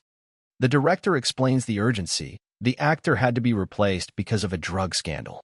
The man suggests improvising instead of memorized moves. The crew is horrified. It's dangerous. The guy agrees to makeup and CGI correction to enhance the likeness. The director smokes nervously, repeating, "This is the last chance." They move into a room in which there is constant filming of movies on green and blue backgrounds. Happens again, welcoming the main male character back into the movie and the role of an actress who is negative towards the main character. They go and discuss the script. The director jokes that he'll smoke a pack of cigarettes while they get ready. He shows him the scenario. He gets punched in the arms, legs, jaw, and many other places. The guy's a little freaked out by it. They discuss the fact that it has to look natural, though. And it's not a real fight. It's just a very complicated dance. The man criticizes the formulaic choreography, suggesting some other AI methods. The guy turns to the dancers and says, for better results, they can fight for real. They're shocked he could get hurt. They continue to discuss the pros and cons of this method while the girl stands in the background. The girl hears all these excuses, someone will get hurt, that they need to move well. And the actress stands and is clearly not satisfied. The woman talks about how they shouldn't have to come up with something new since they aren't even actors, unlike her. A guy walks up to the director and demands to shoot a scene in one take. He looks at him in surprise from behind his computer screen. He looks at the newly minted stuntman and marvels at his revolutionary methods. Of course, let him do it, if at all possible. Director declares trust in a man. His instincts are our salvation. Guy jokes about triple pay alias signing a contract. He sends him to the set and asks him not to let him down during filming. The guy guarantees it. The hairy man uses his directorial instincts and upon brief reflection realizes, this kid is trustworthy. Motor, beginning. The scene begins with a girl screaming from behind all her might that she needs help. She asks for help already a little quieter. A trio of thuggish actors approach to cripple the fragile girl. They smile evilly and talk about how they will torture the young girl for a long time. They call her scum and ask her to give up everything she has. Suddenly the door is opened with a foot by an unknown hero. He looks very cool and is going to save the girl. A man faces a group of adversaries, perplexed as to how he discovered them. His bounciness causes shock, and his calm instructions paralyze the will of the attackers. The guy controls the fight as if directing a play. Opponents attack fiercely, but every move is predictable. The hero dodges with ease, directing their blows into the void. The situation is reminiscent of a training session where he is a mentor. Tension builds, but the man keeps his cool. His actions are as precise as an algorithm, leaving his enemies confused. The scene turns into a show of superiority. The bout concludes lightning fast. The guy is already preparing to dodge as easily as possible. The guy marks the points of future strikes in advance, demonstrating a fusion of intuition and calculation. His body reacts before the command comes, shocking those around him. The man performs a perfect dodge, giving the camera a spectacular angle. The movements are polished, as if rehearsed over the years. Even experienced stuntmen are frozen in amazement. The AI is silent, but the hero acts as if by instruction. Every move is part of a well-thought-out strategy that turns chaotic fighting into choreography. The cameramen cheer as they get the perfect shot. The director whispers, he's a genius. The guy remains unperturbed, as if it's just a routine scene. The scene goes off script, but the man adapts instantly. He tells camera 3 to capture the key moment, changing the dynamics of the shot. The character's improvisation introduces chaos, but he turns it to his advantage. The cameramen hastily change angles, trying not to miss details. The director is mesmerized. The guy acts as if he sees the whole movie. His decisions are illogical to others, but the result is flawless. The team begins to believe in miracles. The action goes off script, causing confusion for the actors. The man maintains control, making the unforeseen part of the plot. His reaction to spontaneous attacks is lightning fast. He seems to anticipate his opponent's every move, even if they act illogically. The choreographer freezes, not daring to stop filming. The guy leads the stage like a conductor, where every participant is an instrument in his hands. The director forgets to give the stop command, mesmerized by what is happening. The man is immersed in the role, blurring the line between reality and acting. The cameramen, forgetting about fatigue, shoot from different angles. Each frame is a masterpiece, but the hero is dissatisfied with the little things. His perfectionism knows no bounds. The guy corrects the actor's positions, his punches and dodges are precise and ruthless. The director realizes that this man is the key to success, but also a source of anxiety. His iron abs get into the lens frame, already automatically attracting millions of female audience to the movie. The tension on the floor peaks, but the man maintains an icy calm. He arches back and unbends, hitting the dancers in the head. The actors, skeptical at first, now blindly trust him. Each movement of the character is a piece of a complex puzzle that adds up to a masterpiece. Even in improvisation, he stays true to the character. This is not acting, a complete transformation that makes you forget about reality. The director furiously discusses the guy's attack on everyone, but the man is focused on the mission. His eyes are staring off into the distance, analyzing the data. The lead actress and actor are also in complete shock. Such a performance was hard to even expect. The final take is complete. The guy nods, satisfied but showing no emotion. Everyone around him calls him a crazy bastard. The guy walks up to the girl and she's already all shaky with fear in front of the crazy stuntman. The guy shows up at a critical moment, interrupting the conflict from the script. He says he's come to save the girl. The man assesses the situation, noting camera angles and actors' positions. The AI analyzes the risks, but the hero acts without hesitation. The actress freezes, watching his actions. The guy takes the initiative, even though it is not in the script. The frame is covered by a plaque with a number. The take is off, and it looks just fine and vivid. Chaos on the set reaches a peak. The actors are panicking. A stuntman is injured. The man quickly stabilizes the situation by giving clear instructions. People check the condition of the injured using basic first aid skills. They recall cases that have happened before. The director is hesitant to continue filming, but the hero insists. He is shocked by the protagonist's murderous improvisation. A guy in leopard pants comes up and calls out to some mister for his displeasure. All the actors gather around him and heatedly discuss the shot. There seems to be a conflict brewing now. The actors discuss guy's technique in bewilderment. The punches look realistic but don't hurt. The man remains silent. The director studies the footage, marveling at the accuracy of the movements. The guy discreetly leaves the set, leaving questions unanswered. The assistant director confronts Guy, accusing him of being overly aggressive. The man calmly explains, each blow is calculated for safety. The actors confirm no injuries, describing the sensation as slippery. Guy avoids details, citing experience. He analyzes the team's reaction and is shocked to find that they're not lying. Indeed, they're not damaged in any way. They keep describing what they themselves thought would hurt. But in fact, the fist touched them, but nothing happened. The guy demonstrates a unique technique. The blows look hard, but soften at the last moment. The actors compare it to skiing. The man adjusts the camera positions to capture the nuances. The director notes that even the falls look spectacular thanks to his calculations. The guy on the battered team says his knees don't even hurt at all. The cameramen review the footage, shocked by the lack of mistakes. The guy discreetly analyzes the footage, marking points for improvement. The director insists on a second viewing, but the man refuses. His goal is achieved, the scene is set, the evidence is collected. Curly talking about not stopping the shooting because he knew there was no damage. He's clearly lying. Viewings continue, and they are moved to a designated area for that purpose. The guy discusses camera placement with the cameraman, approving the perfect angles. His knowledge shocks the team, but he avoids explaining. The man leaves the set, leaving the director with the perfect shots. The AI reminds us, fame is dangerous to anonymity. The hero returns to the food truck, masking his true motives. The cameraman keeps saying that every shot is perfect. The kid is about to leave, but suddenly he is shouted at by the director. He asks him, is his participation in the movie over? He says he did, but he was left with a very good impression of working with him and his stunts. The director thanks Guy, comparing the result to Hollywood standards. The man nods, but avoids any unnecessary words. The team moves on to the next scene, inspired by his professionalism. The guy discreetly activates the AI to analyze the new data.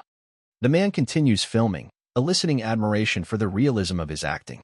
The actors discuss his technique, suggesting a connection to professional agencies. The girl actress talks about how her partner is a fool for admiring someone like Na Kong-in. Actors note that even painful moments look natural. The guy corrects the movements, creating the illusion of blows without physical contact. The team is mesmerized watching his work. The disgruntled actors whisper about possible tricks. The man remains neutral, but looks at the actress strangely. He gave a very menacing look, noticing that this girl disliked him very much. His abrupt reaction is perplexing to the actress. He asks about why he is staring at her. Can he really read minds? The noise sharpens his attention. There's something going on all around him. We need to figure it out. A hero discovers a hidden flaw that threatens the safety of the site. The director panics and gives the order to evacuate. He lifts his head up and freezes in surprise. What he has seen is life-threatening to almost everyone on the set. The source of the noise is found. It is a huge beam above the girl and the rest of the crew. It makes such a sound, portending trouble. He looks at her and thinks that if she falls now, it will be very, very bad. A lot of people would lose their lives. The AI analyzes how much time is left before disaster strikes, 5 seconds. That's all the time Kane has to solve the situation. A man coordinates the team's actions, preventing chaos. His coolness and quick thinking saves the group from possible injury. He pushes away the actor whose doppelganger he is and stays close to the girl, realizing that there are already 4 seconds left. Now it's 3. The girl is clutching her head in fear and anger. She's still fuming at what's going on. The kid grabs the baba and runs, holding her with him. With 2 seconds left, the girl calls for help. The top of the set begins to collapse, endangering everyone. The man reacts instantly, pushing the actors to a safe area. 1 second to go. The hero uses improvised materials to fight off parts of the structure. His actions are precise despite the limited time. The director discusses what is happening on the set, while Guy continues to control the situation.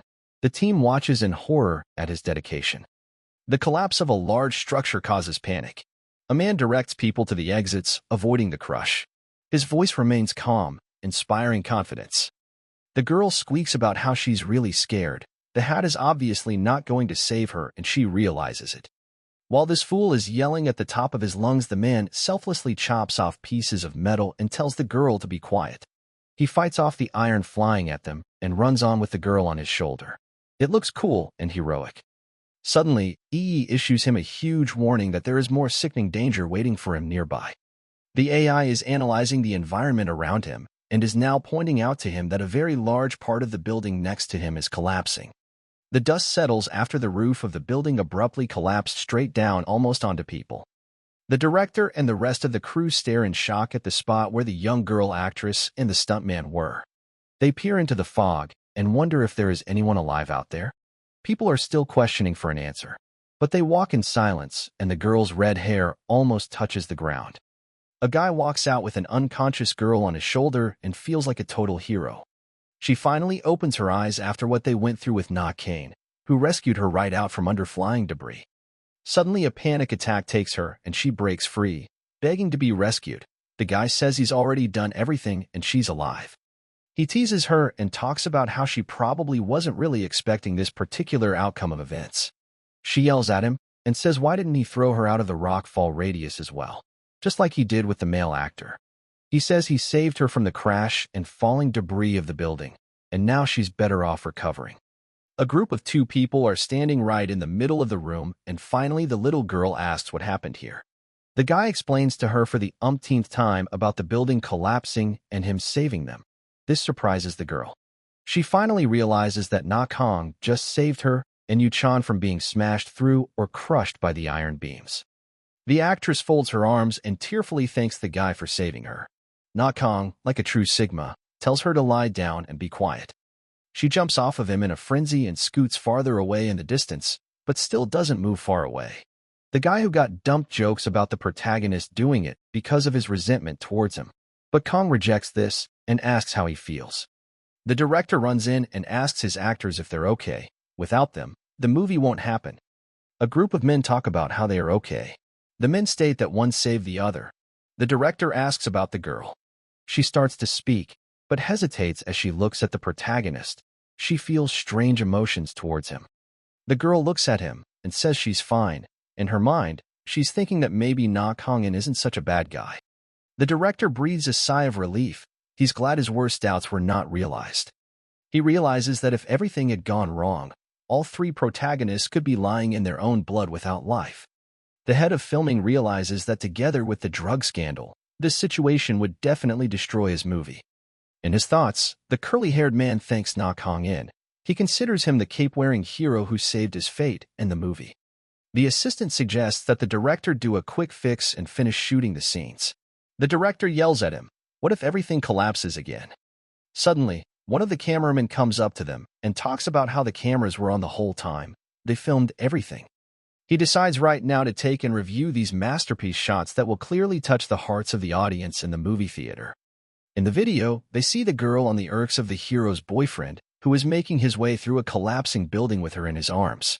There are also some very juicy angles where the hero shines his abs and is now batting away objects falling on them with rebar. After the collapse, the shooting is postponed, but the atmosphere improves. The guy adjusts the script, emphasizing dynamic scenes. His methods become a benchmark for the team. The director sees him as salvation when discussing the prospects for the movie. The team manager demands changes, fearing failure. The director defends the new approach, pinning his hopes on Guy. All the creative people on the team understand. This scene is the pinnacle of the movie structure. They dance for joy around the video monitor. The director is already thinking about how this scene will become a classic, and there's no way he'll cut it out of the movie. Me. But his assistant chokes up again and talks about how it could be dangerous. The scene is unplanned and just being a disaster.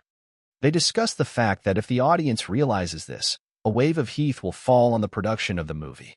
The director insists that if no one is injured, you can even wrap it in a marketing campaign. The discussion hinges on the impossibility of approving this footage without the consent of the stuntman shot on this film himself. The director snaps out of his seat and runs to the protagonist to ask his permission to use the footage. The solution thanks the guy and calls him the hero of the sleeping girl and guy actors, helping him make the movie. Na Kongan says she was just doing what she should in conscience. There's no limit to his nobility. Now the director has decided to talk about the things he's really interested in. He's begging to be allowed to use the video from the disaster. The AI warns him about the dangers of popularity, but the hero quickly agrees to its proposal. They shake hands with the director and the AI accepts it, saying that at least his face was masked. The manager stands over the actress Soul and asks her how she's feeling. She replies that she seems fine. She turns and looks at her savior. She's grateful to him, but one detail keeps her on her toes. The huge hole in the guy's back and shirt is a reminder that he's human too and could be hurt. She jumps up and talks about how he must be in pain. He has such a hole in the back of his shirt. She thanks him profusely, but he replies, it's just his job. He jokes about how he's always happy to help the staff, to which she freaks out and talks about how she's actually an actress. Na Kongan turns to the director and says that since his job is over, he should head back to the food truck. The director analyzes everything about this guy. They cook in a truck but taste the best, and also this guy is very young but has multiple talents. They all discuss his actual job together. No one expected him to work as a cook at a computer club. They are perplexed about what he forgot there, but okay. The director comes up with a plan to pick him up from work and invite him to the set. The girl actress talks about how they can make the best action movie with the help of this guy. This is even though the original genre of the movie was a romantic comedy. The director suggests cutting out the scenes with the drug-addicted actor and adding action. His assistant does not understand the logic of such changes. The man recalls how Guy instantly calculated the movements in the shot. A colleague irritably suggests hiring a stuntman. The head of filming says he doesn't see anyone else in the role but Na Kongan. He's the best in the business. He assures them they don't need anyone other than a guy with wonderful abilities, but the assistant claims he's not even an actor. A woman questions the legality of hiring Na Kongan. Her colleague argues that the license doesn't matter if he's doing better than the stars. The deputy mentions a food truck where a man was filling in for the cook. We'll have to do something about that food truck, too. The director gets annoyed, interrupting the conversation and stating that he will decide everything himself. Their task for the moment is simply to wait. The director quickly runs away, while beckoning the young chef to join him. The assistant now doesn't even know if the movie will be okay. The action switches and the man examines the collapsed structure. Not so long ago, he was rescuing people from here. The AI analyzes the damage, estimating an 87% chance of intentional harm. Na Kongan agrees with the findings. The guy notices tool marks on the supports, indicating that the fasteners are loose. He assumes that the saboteur's target is actress Shin Eun-ha. Na Kongan listens to arguments about a targeted attack on the movie project. The AI suggests an urgent evacuation of the team. The man refuses, believing that leaving will lead to defeat. He decides to stay while gathering evidence against the saboteurs. Suddenly, he hears someone running and calling out to him. The guy turns out to be the director. The director announces the continuation of filming. Kongan refuses, citing his need to return to his main job in Seoul. The man insists he only needs it when filming scenes. The AI reminds him of the mission, but Guy agrees to help. The team expresses jubilation. The director, with the help of his connections, says that the entire movie will start shooting in Seoul tomorrow. Kongan has to leave to get ready. The director interrupts him, emphasizing the action.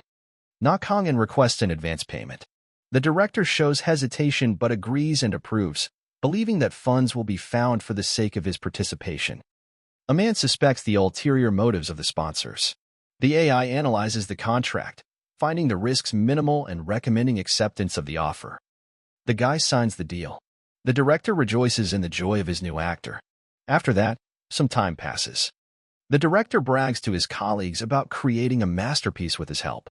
The team expresses doubts but hopes for a positive outcome. Filming takes place at an accelerated pace. Nakong corrects each scene by substituting for the stuntmen. The actresses express their admiration for his skills. The male cameraman captures perfect takes. The director emotionally expresses delight and confidence in the historical significance of what is happening. The AI warns of the growing attention on Guy. He ignores the warning, intending to finish his work and leave. Time passes, and now two white timid sports cars fly into the set's courtyard. That person turns out to be Mr. Kim, the studio manager who is sponsoring the making of this film. The studio manager bursts onto the set and immediately runs to the director with new terms and news. Kim expresses the need for rescue. The guy guffaws about his job and runs faster and faster. He grabs the fat guy and says that the movie should be released now, at least for ratings, not money. The board is not happy and the studio is losing money. Manager Kim demands an immediate solution to the rental problems and more. The director stops him and tells him to be quiet. He assures that he will change the genre of the movie to save the project. The team is shocked by the statement. The manager analyzes the thoughts. The guy manager tries to reason with the principal by writing a report on his insanity right now. The director announces a change of genre. It's now a romantic comedy with action elements. He pisses off the manager. Curly talks about even being able to rewrite the entire script in the remaining week. Someone speaks from behind the wall and quietly flushes behind it, which is very strange. He turns the manager's attention to the door, and who is it, and what's going on? He didn't see that coming. At first, the guy in the shirt and tie says it's the wind, but as soon as he saw the figure, immediately ran towards him. The studio president bursts into the pavilion. The director pales, trying to justify the chaos on the set, but remains in the shadows. The man criticizes the quality of the decorations and contemptuously inspects everything in the neighborhood. The studio president personally inspects the set. The director trembles, but continues to work, ignoring the top management. A man notices the president's interest in the new footage. He comes up and says that initially he didn't even want to come here. He demonstrates the scene of the collapse. The people around him freeze, and the president nods disapprovingly. This situation doesn't give the president the right to not show up here. He absolutely has to inspect the disaster. The president rebukes the manager for negligence. The guy excuses himself, again recalling the scandal with the actor. The director watches from a distance.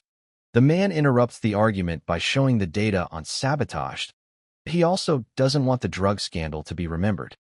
Suddenly, we hear the stomping of little feet stomping across the set. She's wearing a pink skirt and shoes. The president's daughter, a young actress, shows up on the set. She is looking for her daddy to ask him something. The president changes his face, trying to please the child. He says he wasn't angry or yelling today. The director also walks over to the little girl and greets his boss's daughter. The director vows to finish everything on time. The guy discreetly adjusts the schedule to meet the week's deadline. As all the actors come out of their apartments and see a little girl they know, saying hello to her. The director praises Nak Hong-in's skills in front of the president.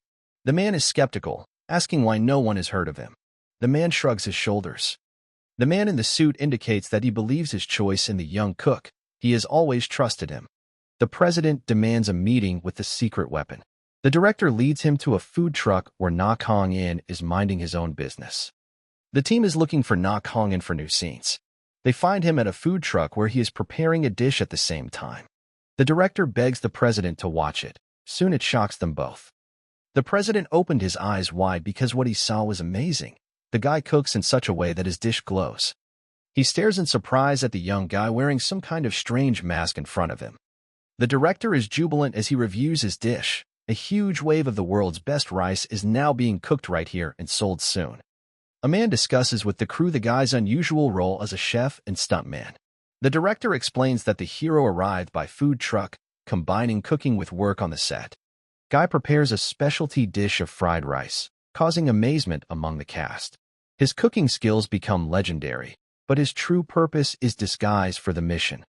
The director mentions the character's connection to martial arts, avoiding details. The man remains neutral, transferring the conversation to the organization of filming. Curly jokes about combining professions, but Guy ignores the comments. His attention is focused on analyzing the suspect's behavior. He asks, did he really call in this no idea who to replace the lead actor in the action scenes? The director claims he did. The president interrupts him and talks about how he must be messing with him or causing a conflict. He asks him, does he really want to keep the budget with this stuntman? But the director changes his mind. A lot of people are already watching their altercation. The director says that no one will regret his role in the movie. The president turns him down and walks off the set. He orders Kim's manager to destroy everything unnecessary. But then suddenly the action switches to a little girl with some food prepared by Na Kong-in. A man treats the team to a mixed snack, emphasizing its uniqueness. A child actor admires the flavor but is restricted by his parents in eating. The guy offers to make appetizers elsewhere, masking interest in a possible meeting. The girl says she's a leading actor and can't ruin her figure with these snacks. And she still asks him to meet her somewhere so he can make her many more delicious snacks. He says she can always come to the computer club, and there he cooks at his regular job. A child asks for a phone number to secretly receive treats. The hero agrees, seeing it as a chance to gather information through informal contacts. The kid saves the hero's number under the name Snack Guy, laughing at his ingenuity. The man doesn't mind. The assistant tries to show the footage to the CEO, emphasizing Guy's professionalism. His movements in the scenes are compared to Hollywood standards. The head of the company doubts the success, but the man insists. The hero is the key to saving the movie. The man silently watches his subordinates tirade. Guy notices tension between producer and manager. The system recommends tracking their further interactions. The president of the company decides to watch some footage after all. Now it's just a matter of time. Explosive live footage just piquing the interest and admiration in the president from a couple shots alone. The producers are shocked at the quality of the raw footage without CGI. The director explains that everything is a credit to Guy and his unique skills. The man modestly mentions raw work, avoiding attention to his role. The knowledge in not using graphics is even more profitable. The discussion turns to the choreography of the fights. Guy briefly comments on technique, leaving questions unanswered. A man is recognized for saving a movie set after the set collapsed. They consider him a hero. The director praises his skills in recruiting tedious people, such as this one-in-a-million young chef. The guy modestly waves off the praise, shifting the conversation to work-related matters. The CEO of the company apologizes for his previous doubts, acknowledging the hero's professionalism. The discussion turns to the financial prospects of the movie. The man discreetly analyzes the CEO's reaction, looking for signs of involvement in sabotage. CEO personally thanks Guy while visiting the food court. Guy offers him a specialty appetizer, disguising his interest as hospitality. The conversation turns to the CEO's daughter, who has already appreciated the hero's culinary talents. The guy mentions their meeting, watching his father's reaction. The head of the company says he's not here for snacks at all, but on the issue of saving the movie. The guy demands he try the treat and is surprised at the unusual flavor. He thinks he'll like this new dish. CEO admits he doesn't like the appetizer because of his army background. The guy jokes that his daughter likes the dish, causing laughter. He tastes a bite of this treat and blurts out. In a smile and amazement, the versatile taste of the appetizer delights him greatly. The president stands outside happy and realizes that this kid's dishes just taste magical. They discuss the fact that the president's daughter has also already tried the snack and she really liked it. The mustachioed man is pleased that his daughter has already had time to thank the young talented lad. The president yells and wiggles his butt, beckoning his daughter to eat an appetizer with him. CEO's daughter's disappearance causes panic. A man joins the search, using data on her last contacts. Guy checks the AI's records, not finding her anywhere nearby. Where is she now? He walks around the building and doesn't realize, could Leona be somewhere here, inside the building or above or below? The search continues. The guy analyzes the phone number he received from the girl. The system identifies suspicious calls. A man discovers a connection between the number and an anonymous source. The director insists on involving the police, but the hero dissuades him. He brings the phone to his ear and his face suddenly becomes very concerned. The president is spinning around trying to figure out what he heard that made him so sad in the moment. The CEO is confronted by a hero whose face is contorted with rage. The man remains calm, but there is fire and anger burning inside him. He puts the phone away and speaks to the AI to further analyze where the girl called from. The hero examines a sound recorded during the girl's disappearance. The AI identifies the noise as a plastic-to-metal interaction, indicating a possible trap. Sound analysis reveals the presence of a reinforced plastic container. Guy suggests that the girl may have been trapped in a confined space. The hero explores the location, finding scraps of snack packaging. The system scans the tracks, determining the direction of the kidnapper's movement. He also notices a huge amount of echoes, so a soft object with a lot of empty space inside. The guy deciphers the container's material data, plastic with a huge empty space in the middle with metal.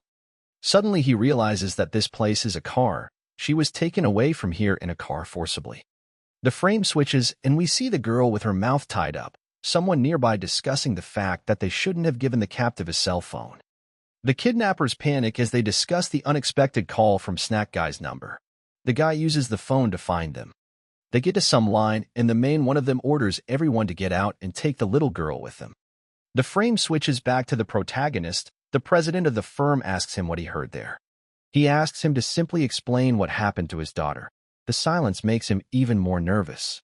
The hero finds the girl's backpack and a trail of snacks leading to the car. The AI analyzes the route, predicting the kidnapper's escape route.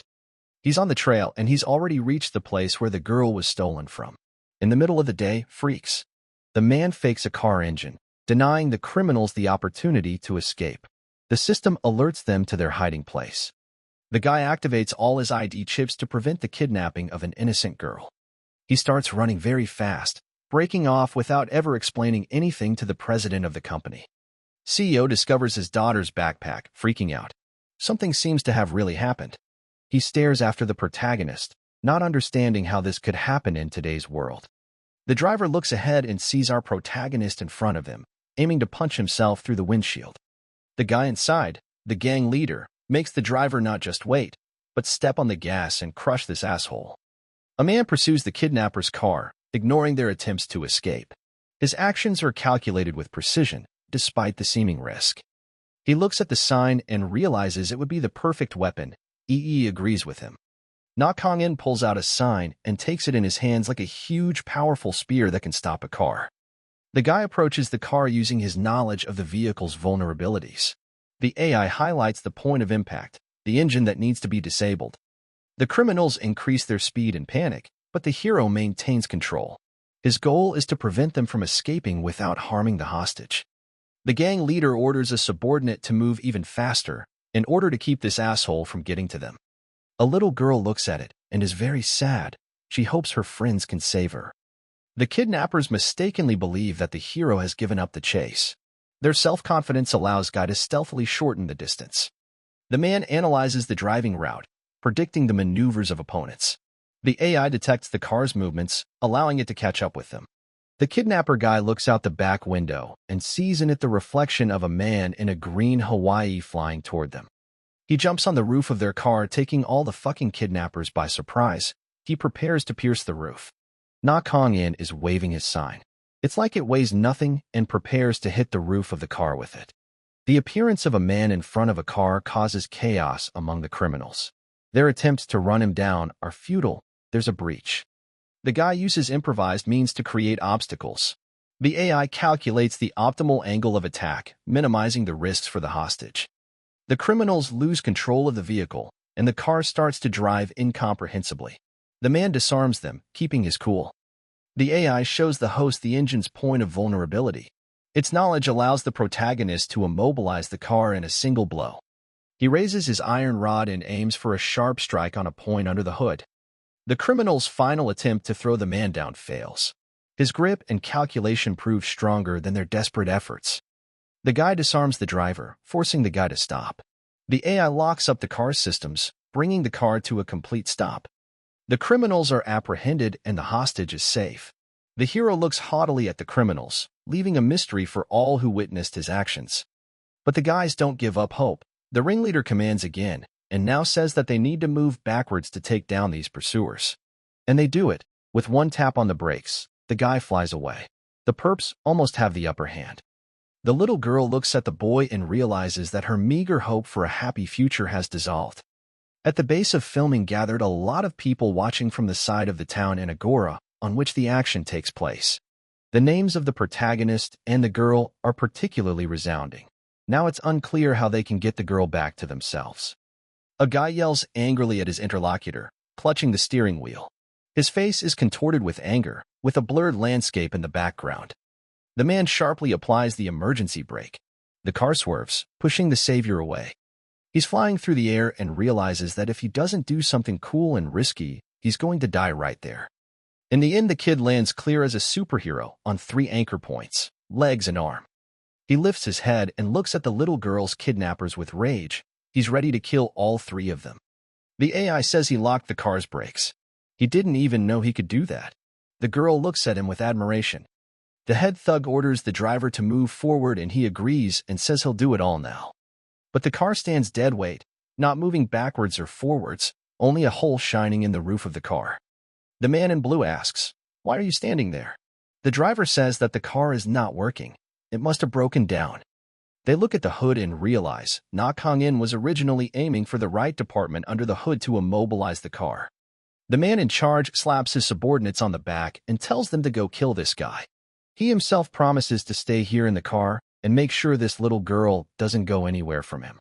2 dim-witted thugs look at the protagonist and ask who he is and what he even wants with this girl. He says his name is Batman, acting quite seriously. In seconds, to cries of incomprehension, he reaches them in a couple of spurts. He shows up with a punch in the face of one of them and says that Batman is an alien. The guy kicks his foot right in the kid's face with all his might and sends him straight into a knockout.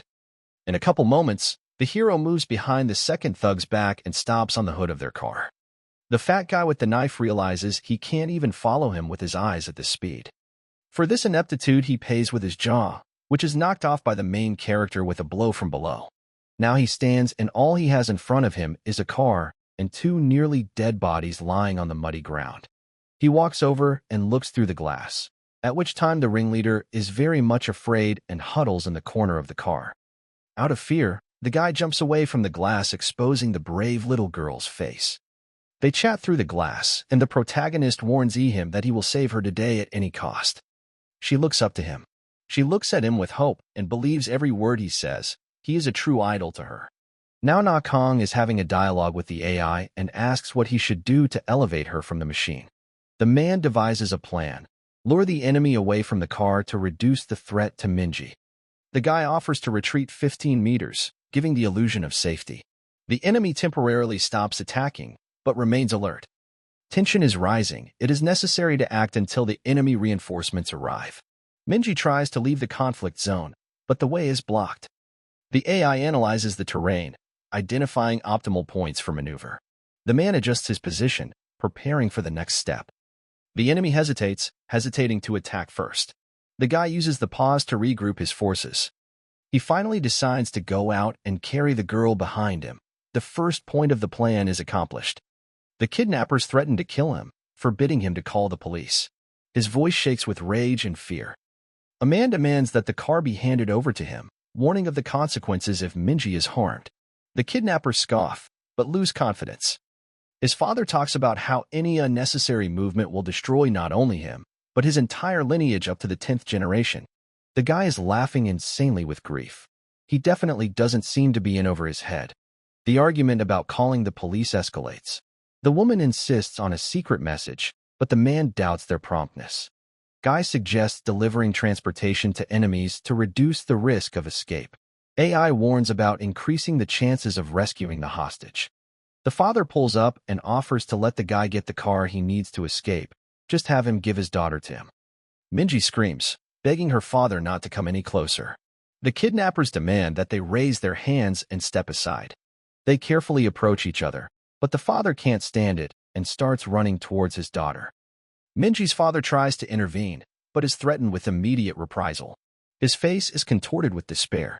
The guy gestures to stop the man, realizing that any movement will provoke violence. The kidnapper holds a knife to the hostage's throat. Minji freezes, holding back tears. Our guy watches it all from the sidelines. What's going to happen next? Scarlet blood stains the car and the ground. It's unclear who it belongs to, the father, the daughter, or the kidnapper himself. Blood flying around, but also father and daughter live, means that damage so and so other. That very person turns out to be the kidnapper, who now falls down with his head shot through. So be it. A man throws a rock at an opponent, hitting the target accurately. A direct hit is indicated on the screen. Guy analyzes the trajectory of the throw. The AI confirms that the long-range weapon is a rock, and the angle is optimal. The enemy falls, and the family consisting of the daughter and father are together again and embrace, crying with happiness. Finally, they spread out the little girl's mouth so she can tell all that has befallen her. The three kidnappers are lying on the ground with severe injuries, broken ribs, broken jaw, cracked skull. A man examines the wounds, calling for an ambulance. The AI highlights the injuries, indicating a minimum recovery time of 3 weeks. The guy points to one of the bandits struck by a rock. The cameraman captures details for the report. The shadow of a specialist flickers in the background. The man gives the order to send them to the hospital first. Minji's father resents the bandits being taken to the hospital before his daughter. His face is contorted with anger. The guy calmly explains that they won't survive without help. The girl looks at the man, squeezing the protagonist's hand. The AI analyzes the condition of the kidnappers. The man adds that they will answer to the law in 3 weeks. The girl whispers to Na Kong in, suggesting that he should seize the moment to escape. After all, he might be going to prison now. The AI activates an escape protocol, but Guy refuses. A plan to find proof of innocence is brewing in his head. A man demands CCTV footage. The director parries that there are no cameras in the mountains. The guy points to the filming equipment. The AI highlights the path to the data. On Kong and notices the operator's hidden camera. His gaze becomes more confident. The director brags, calling Mr. Na hero. The man nods silently, preparing to present the evidence. The director shows a video from the shooting, clear footage of the attack on Minji. The police are examining the footage. The guy is standing off to the side with his arms crossed. They are all analyzing the video that the curly-haired genius is now showing them. The screen shows Na Kong and neutralizing the kidnappers. They marvel at the fact that all the faces can be seen clearly in their actions. The man gets an official affirmation of innocence. The director smirks, saying their PR team will sort it out. They ask, why did he shoot this? And the director replies that they make a lot of movies here, and this just happened to be on film. The AI is completing the escape protocol. The screen reads risk elimination. The boy exhales relaxedly. The company president threatens complaints to those who question Na Kongen's innocence. The man ignores the pathos. The guy is about to leave, but is stopped, informing him that lunch is ready. He nods, heading towards the food truck. The man suggests Minji try the dessert, explaining its benefits for morale. The girl hesitates, but agrees. Guy demonstrates a tactical ration, emphasizing his role in critical situations. Minji tastes the treat and approves the taste. The director notices that the child is too scared to eat. He is surprised at how the dessert changes the girl's mood. But finally, the girl has it all worked out and a spoonful of sweetness is already in her mouth. Minji's father asks to taste the dessert, praising boyfriend's skills. The girl compares the food to army breadcrumbs. The man explains that he prepared the treats by hand, without professional experience. The director doubts his words. The team discusses Na Kong's unusual cooking skills. His connection to the computer club is puzzling. The president of the company is the most surprised of all. How is this even possible? Suddenly, a car appears in the frame and some woman with a girlfriend comes out of it in heels. The wife of the president of the company is furious at her husband's inaction. She examines her daughter, looking for signs of trauma. A man excuses himself, citing a stressful situation. A woman is dissatisfied with his appearance and behavior. Minji keeps to the side, playing with a toy. Na Kongen continues to eat, avoiding getting involved in the conflict. A woman threatens to kill the perpetrators, ignoring the presence of the police. Her anger elicits mixed reactions. The director and his assistant look at all these conflicts and are shocked at how peaceful their lives are. The aunt tries to calm the mother down, but she refuses to hold back. The director proposes to settle the matter without witnesses. Na Kongen receives a thank you for saving the girl. He replies with restraint, avoiding unnecessary words. The wife of the company president praises Na Kongin's actions by mentioning the video of the fight. The man is downplaying his merits. The girl asks to cook her goodies again. The guy agrees, but warns about the unstable schedule. The wife takes Minji away, citing homework. The president of the company stays behind to handle organizational matters. The president thanks Guy for saving his daughter, offering an expensive dinner. He accepts the offer gladly. A man inquires about Na Kongin's skills, doubting his work at the computer club. The guy confirms the information. They say their goodbyes and the president leaves on business, while the protagonist stays with some red-headed girl. Redhead describes all the heroic acts the kid did today, but she still doesn't believe the computer club tales. She demands the address of the establishment for a personal visit. Na Kongin grudgingly agrees, but doesn't reveal the details. A woman saves Na Kongin's number under the savior tag, justifying herself to her coworkers. The guy remains indifferent. The girl admires his coldness, comparing him to a hero from the movies. She tries to hide her embarrassment. The guy thinks he's found a new client at the PC club, but he can't see what the girl feels for him. Someone discovers a video leaked online. The man is furious and demands that the video be deleted, but the guy has already left the location. This man turns out to be the president of a video film company. He is not happy that his daughter's rescue was published on the internet. The company president is furious when he discovers the leaked video of his daughter's rescue. He suspects the film crew of publishing the footage without authorization. A man threatens to kill him, demanding to find the culprit. The director tries to calm him down, but to no avail. Na Kongin stays on the sidelines, analyzing the situation. PR manager reports about the spread of the video on social networks. The president demands urgent removal of the recordings, but the process has already gotten out of control. He is already receiving calls from many authorities asking if his daughter is okay or not. He realizes that once a video is on the net, it will be very difficult to remove it from there. The internet remembers everything that goes into it. A man accuses the team of negligence. The director panics, promising to find the source of the leak. Na Kongin silently observes the conflict. The director admits to leaking the video, justifying the speed of its distribution. His wife interrupts him, demanding immediate action.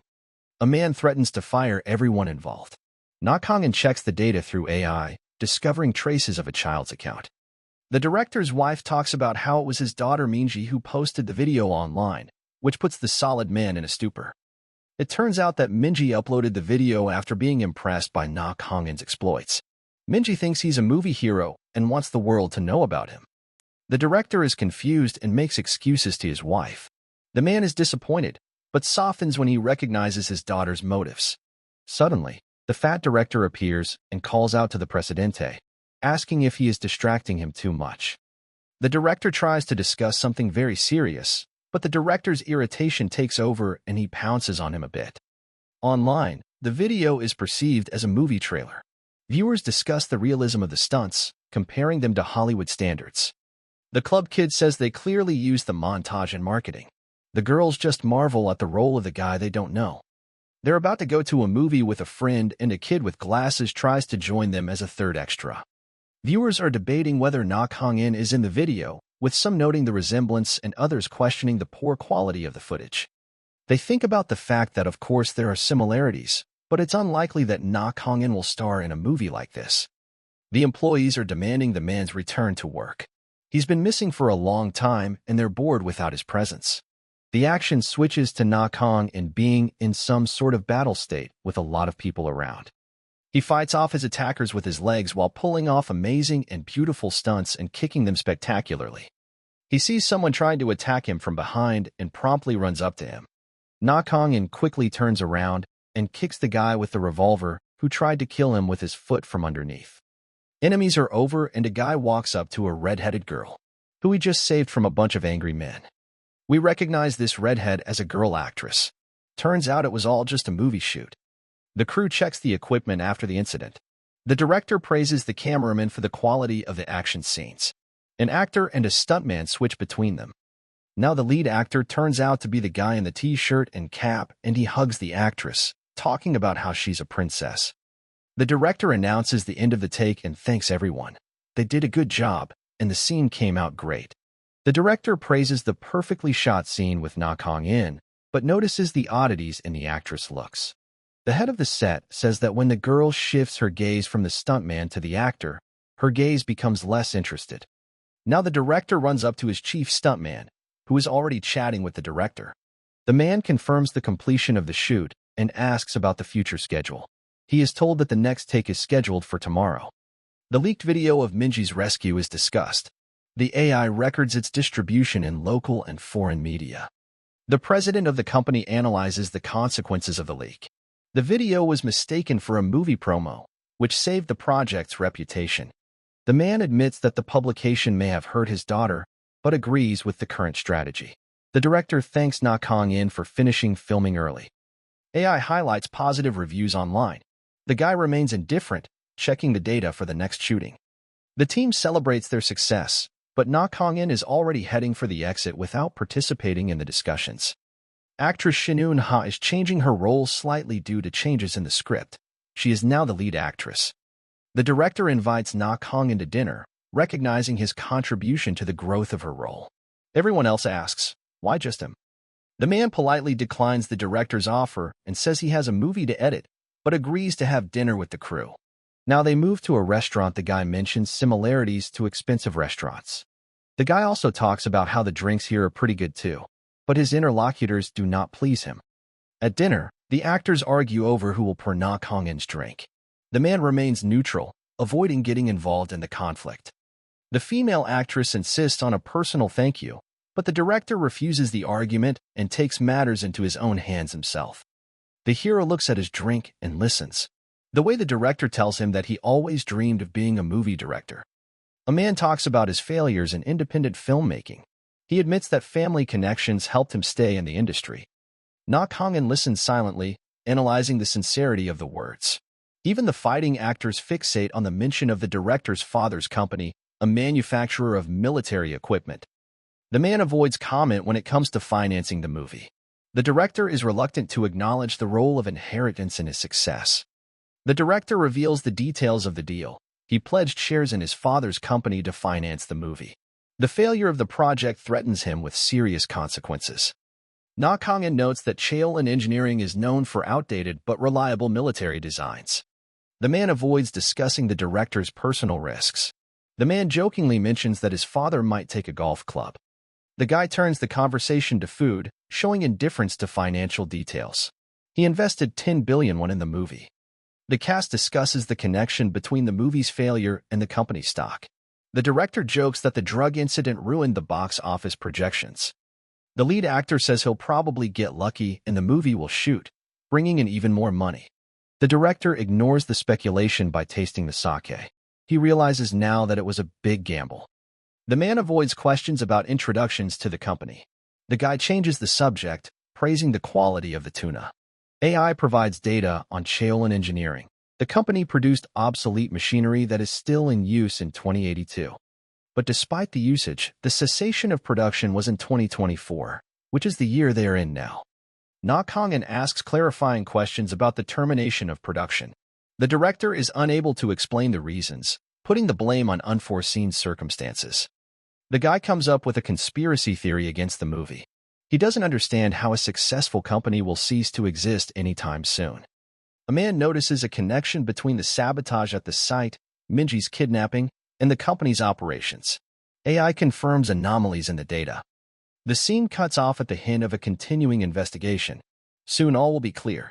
The guy links the drug scandal, the site collapse, and Minji's kidnapping into a single chain of events. The director notices his concern, but doesn't understand why. The man walks out of the frame, leaving the director confused.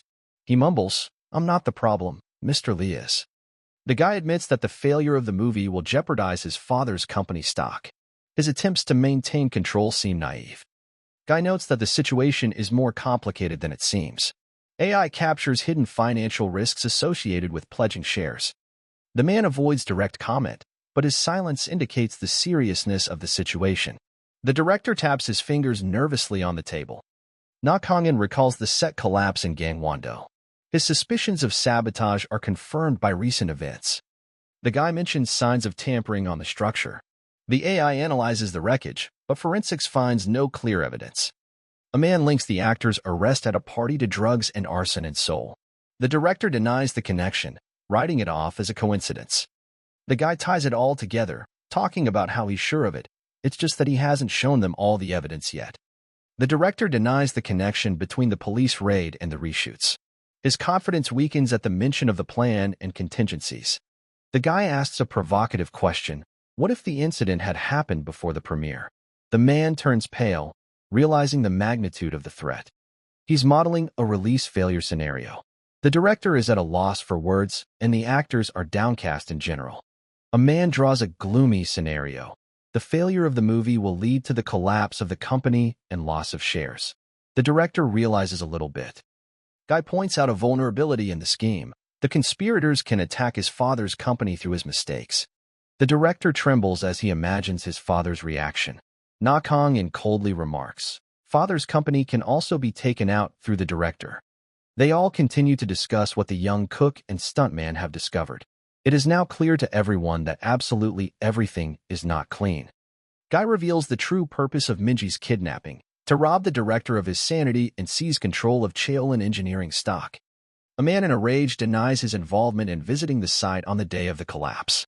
His panic confirms that Na-kong is right. He reconstructs the chain of events. The saboteurs knew the director's schedule and set a trap. The guy says that after his daughter was kidnapped, he wouldn't even think of losing 10 billion won on his failed movie. The director realizes that he has become a pawn in someone else's game. His visit to the set with his daughter was part of an elaborate plan. The guy talks about how even the website with the photo set for his daughter was faked in order to kidnap her. The guy demonstrates a scheme of attack: caving, drug scandal, kidnapping, all to put pressure on Cheolin Engineering. The director discusses the possible sabotage on the set. His theory is that the incident was created for chaos to facilitate Minji's kidnapping. The actress suggests that the intruders acted according to a clear plan. The director demands to find the customer through interrogations of the kidnappers, but Guy doubts their competence. The action switches to the police station, where someone is yelling that these bastards either don't know anything or don't want to talk. The kidnappers claim to have learned of Minji's presence on the set through rumors. Their motive is a ransom from a billionaire who adores his daughter. Na-kong discovers that information about the child was spread in a bar without cameras.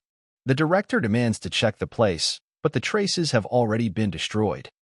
The man notes the thoughtfulness of the operation: mountainous terrain, lack of witnesses. Police officers record a pattern of actions characteristic of professionals. No one knows anything, which makes it difficult to find the causes and the most important instigators of this plan. They look around at all the places they've been and realize there were no security cameras there either. The team discusses a hypothetical scenario of a failed movie. He outlines the possible ways in which the situation could unfold. The director jokes that Na-kong could have become a screenwriter because of his ability to anticipate events. The actors argue about roles in future projects, ignoring the seriousness of the situation. The boy silently observes the discussion without interfering. Everyone begins to disperse for home, even though they realize they could have had a couple more glasses of liquor. The party ends, but the man stays behind, analyzing data about Cheolin Engineering. Guy vows not to take any more risks with the company's stock. His brother criticizes adventurism, reminding him of the threat of a hostile takeover. Na-kong notes that the attack on Cheolin Engineering required precise calculation. AI highlights the link between export deals and sabotage. The man avoids direct answers to his questions about his role in the case. He's going to save the company this year. Suddenly, he is shouted down by a red-haired girl, and now she offers to have a drink with her. He says yes, but only with 3, alluding to her big balls. The girl is not very pleased. The action shifts to the company office of the father of the director of a movie production company. The head of Cheolin Engineering reacts angrily to the use of stock for the movie. His son excuses himself, calling the project a safe investment. Now his son Lee Tae-ho listens silently, analyzing corporate reports. His brother discovers rivals' attempts to sabotage export deals through scandals. Lee Tae-sung interrupts the meeting, stating that data protection needs to be strengthened. The director is left to justify himself to his father. Lee's brother mentions rumors of hostile takeovers. His son denies the threat, assuring that the stock is stable. Lee Tae-ho links these conversations to Minji's kidnapping. He identifies a pattern. Attacks on reputation cause the stock to plummet and further takeover. The director tries to switch the subject to the success of the movie. The father still doubts his son's success. Lee Tae-ho talks about how the new action scene in one take will change everything absolutely. The director thanks Na Kong-in for his help, but his father criticizes his naivety. The elder Lee orders the stock protection to be strengthened. His brother talks about how now he's just another mediocre actor, to which the director replies that it's not just an actor. The head of the family discusses with one of his sons that they don't understand where the attacks on their company are coming from. The scene cuts off amid the elder Lee's promise to disown his son in the event of new risks with the stock. As the son bows, he thinks about the fact that he was helped a lot by this stuntman. The elder Lee advises his son to reward Na Kong-in with a major role. The director chuckles, knowing that the boy avoids publicity. But that offer has already been accepted. Na Kong-in already has a starring role in his new movie. They sit all together in the theater, and the actors and the director himself, who says that the guy has a level much higher than the role given out. The girl receives an invitation to the premiere of the movie, but refuses due to busyness. But she only does this to hide her joy. The guy almost insistently suggests that she join him, referring to his free time. His other two assistants in the kitchen want that ticket too, since the blonde refuses. The girl mentions new employees and the automation of work, which allows them to avoid obligations. They joke about replacing people with robots. A group of women admire the promo of the movie, recognizing the actor Kim Yoo-chan in it. All the girls fall in love with him. His girlfriend compares Na Kong-in to the actor. Their unforgiving resemblance in that clip is disconcerting. A man ignores compliments, emphasizing the importance of work. The group insists on attending the premiere despite his objections. The narration switches to the big center where the movie premiere will take place. Someone tells the actors to stand and pose. Actress Shin Eun-ha poses in front of the cameras, fulfilling fan requests. The crowd notices Kim Yoo-chan, but he pretends not to hear the questions. Fans ask the redhead to make them a heart, and she kindly and smilingly shows her fans it. The man stands off to the side, watching the activity of all the actors at the event. Everyone looks at him in shock, but our protagonist is worried. Will his face appear in the movie? Agent AI says he noticed the stares of all the main actors on him. The camera captures the moment when the actor spots Na Kong-in in the crowd, but he is quickly pushed by a blue-haired girl. He's thrilled to see Kim Yoo-chan smiling in her direction. Her friend skeptically remarks that the gesture is addressed to the press. Na Kong-in moves stealthily around the room, avoiding confrontation with the reporters. But another actress notices him again. A man sees a girl he knows and realizes it's Shin Eun-ha. He decides that she says hello to him too. History repeats itself, only now the girl says the lead actress is addressing reporters. The group gathers at the entrance, discussing seating arrangements. The guy checks the tickets, ignoring the cheers of admiration. The blonde and the redhead for some reason immediately approach each other, causing surprise. The rest of the staff don't have time to approach, and they're already clamoring for an autograph. The guy is surprised to discover a mutual acquaintance of Na Kong-in and Shin Eun-ha. Her friend jokes about family ties, eliciting laughter. The girl briefly explains that the guy works at a computer club owned by the girl's uncle. The group discusses the coincidences in the biographies. The guy wonders how they know each other also with similar names. The only differences are Ha and Seo, which makes them laugh. The girl reveals that she grew up in the same neighborhood as Shin Eun-ha. Her friend jokes about the dirt from the actress' childhood. Na Kong-in remains neutral as he watches the girls interact, talking to Kim Yoo-chan. His posture expresses a slight tension. The man notices the cameraman focusing on his informal interactions with the actors. The younger staff members marvel at how intimately they all know each other and how they even met. At this time, the guy with glasses talks about how maybe he should become an actor too. This suggestion makes the girl bored and disgusted. At this time, the girl he saved runs up to the young man. Minji tells him how she's doing. The wife and director happily announce that VIP seats have been reserved for Na Kong-in. Her friend jokes about treating him royally.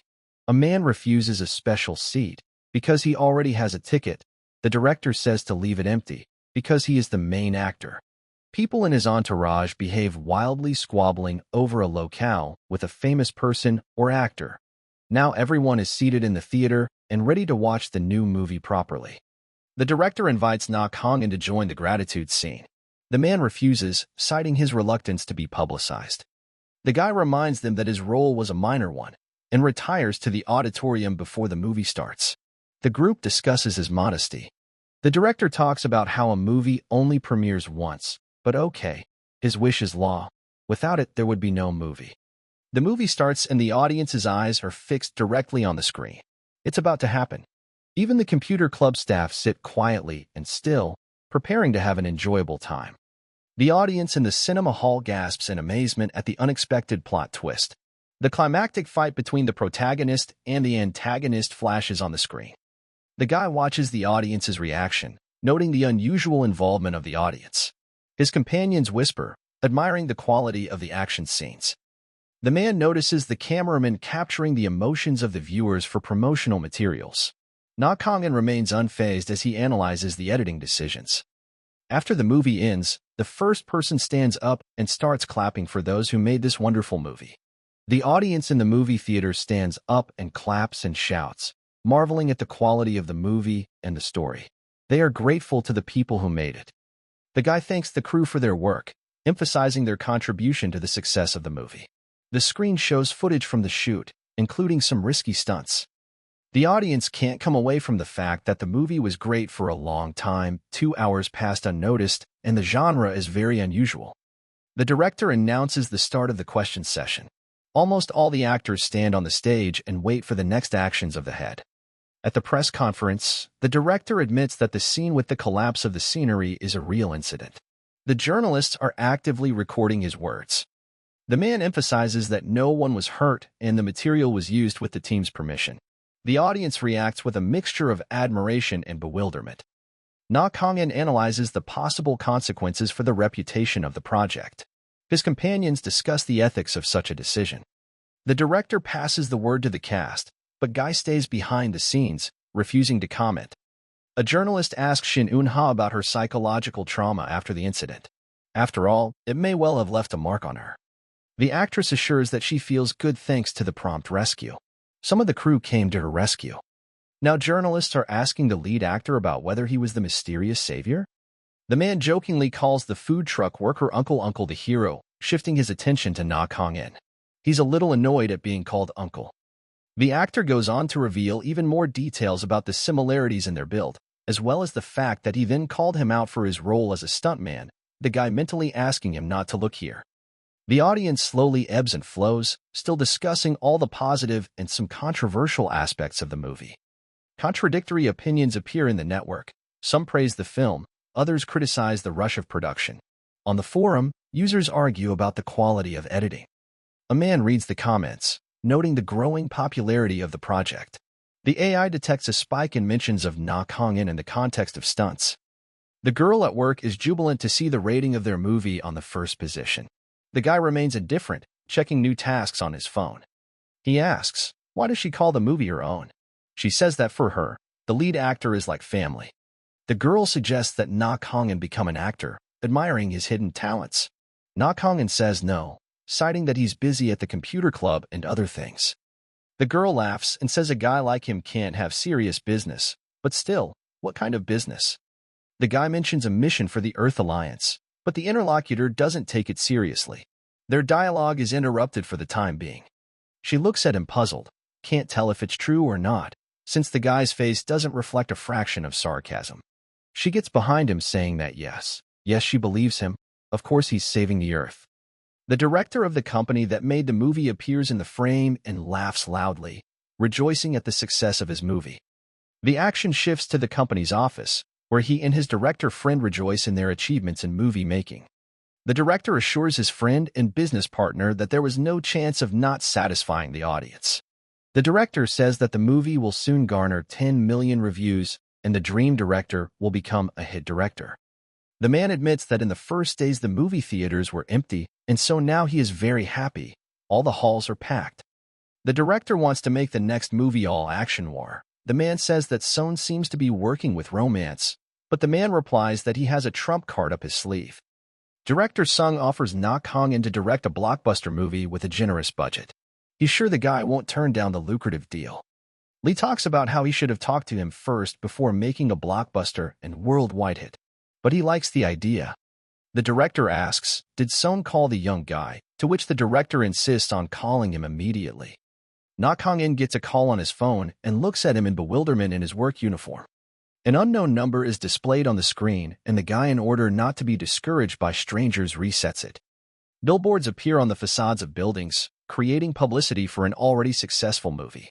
Shin Eun-ha and Kim Yoo-chang appear on the air. The host marvels at their popularity while asking about their workload. The actor mentions a stream of promotional offers. His smile is strained, as if hiding fatigue. A reporter asks about the set collapse on set. Shin Eun-ha admits that the incident was real.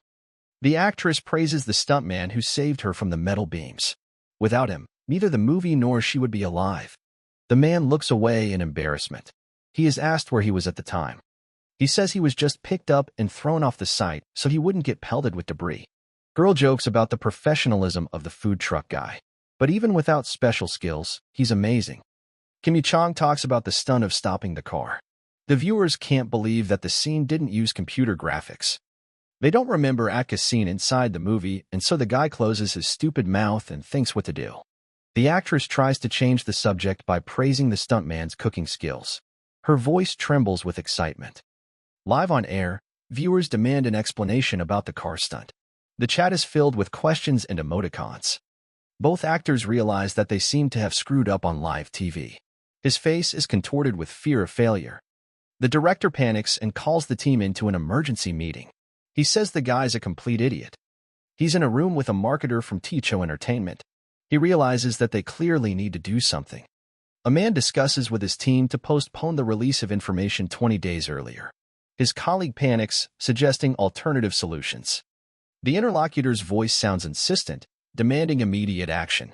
Otherwise, they will not succeed. Suddenly someone calls the principal, and he picks up his phone with mild irritation and then looks to see who it is. Lee Dae-ho gets a call from Na Kong-in. He is ready to chat with him about the future of the project. He communicates about the incident with the principal and talks about how it's not that bad. The director rejoices at the guy's good attitude, because he really is a hero. But despite this, they have one way to solve the problem. The kid suggests turning the Minji incident into a publicity stunt. He insists on emphasizing spectacle over tragedy. The man reluctantly agrees, demanding that his name not be mentioned. His posture is tense, but his voice remains calm. The director cheerfully thanks, anticipating the success of the whole idea. The stage switches to a huge mixing console. The announcement of a musical break with White Eagle is heard in the background. The actor is in tears, begging not to be fired. He's beating his head against the wall because of his stupidity. He's willing to do anything except leave the industry. Literally, a leader can wish for anything he wants. The marketer interrupts the hysterics by ordering a spin on the rescue story. His hand points sharply at the release schedule. The guy is silent about the next steps, smoking a cigarette on the bench. He records the mention of the food truck guy in the CEO's plans. The actress announces the start of the break and that the guy should get ready quickly. He says he understands. The studio is discussing the details of Minji's kidnapping. The guest gesticulates emotionally while describing the stuntman's feat. The actor says they clearly saw the broadcast through their phone. His face remains impassive despite the laudatory comments. The screen switches to analyzing the video. The viewers argue about the physical capabilities of the mysterious hero. An analyst parses a stuntman's stunts, comparing his speed to Olympic records. Graphs fill the screen. Commentators joke about the hero's Olympic career. One of them suggests signing him to the team to raise the rating. Guy flips through the chat, noting the flurry of mentions of food truck. He closes the tab when he sees his nickname in the discussion. Na Kong-in discusses the prospect of participating in the Olympics with his agent. He rejects the idea because of doping tests. The man jokes about baseball, but gets a similar response. His gaze slides to the temporary base diagram in the PC room. The interlocutor reminds him of the importance of rest. Na Kong-in nods, while checking out the new assignments from the Alliance. A notification pops up on the phone screen to transfer 5 million won. The numbers are in bold. The guy cursorily checks the details of the payment. His finger lingers on the name of the sender, Ticho Entertainment. They sent him the money for nothing. The girl admires the video, certain that the hero is Na Kong-in. Her eyes are burning with excitement, her fingers quickly flipping the screen. Her friend snickers skeptically, doubting the guy's uniqueness. She switches the video, looking for proof. The girl insists, comparing the stunts to Olympic records. Her voice trembles with excitement, as if she knows the hero personally. And really, the guy remembers how skillful Na Kong-in is, and the doubts are slowly dissipated. The action switches to the main character himself. He's lying on a bed scratching his ear. There's your hero. A red-headed girl walks into a PC club. I think we all know why she came here. The visitor timidly inquires about Na Kong-in's whereabouts. Her gaze wanders to the walls hung with food posters. She is greeted by a blonde and asked, what is she doing here? In these super busy days.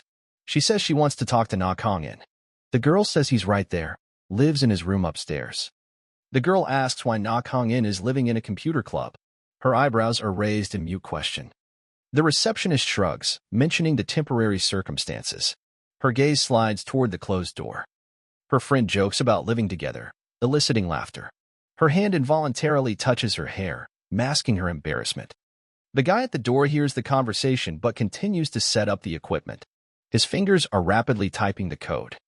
The girl decides to enter, dismissing her doubts. Her footsteps echo down the empty corridor. Na Kong-in bumps into a female visitor at the exit. His gaze expresses slight surprise, but his posture remains relaxed. A girl apologizes for Kim Yu-chan's words on the air. Her voice trembles as if she is waiting for judgment. The boy nods quietly, avoiding a direct stare.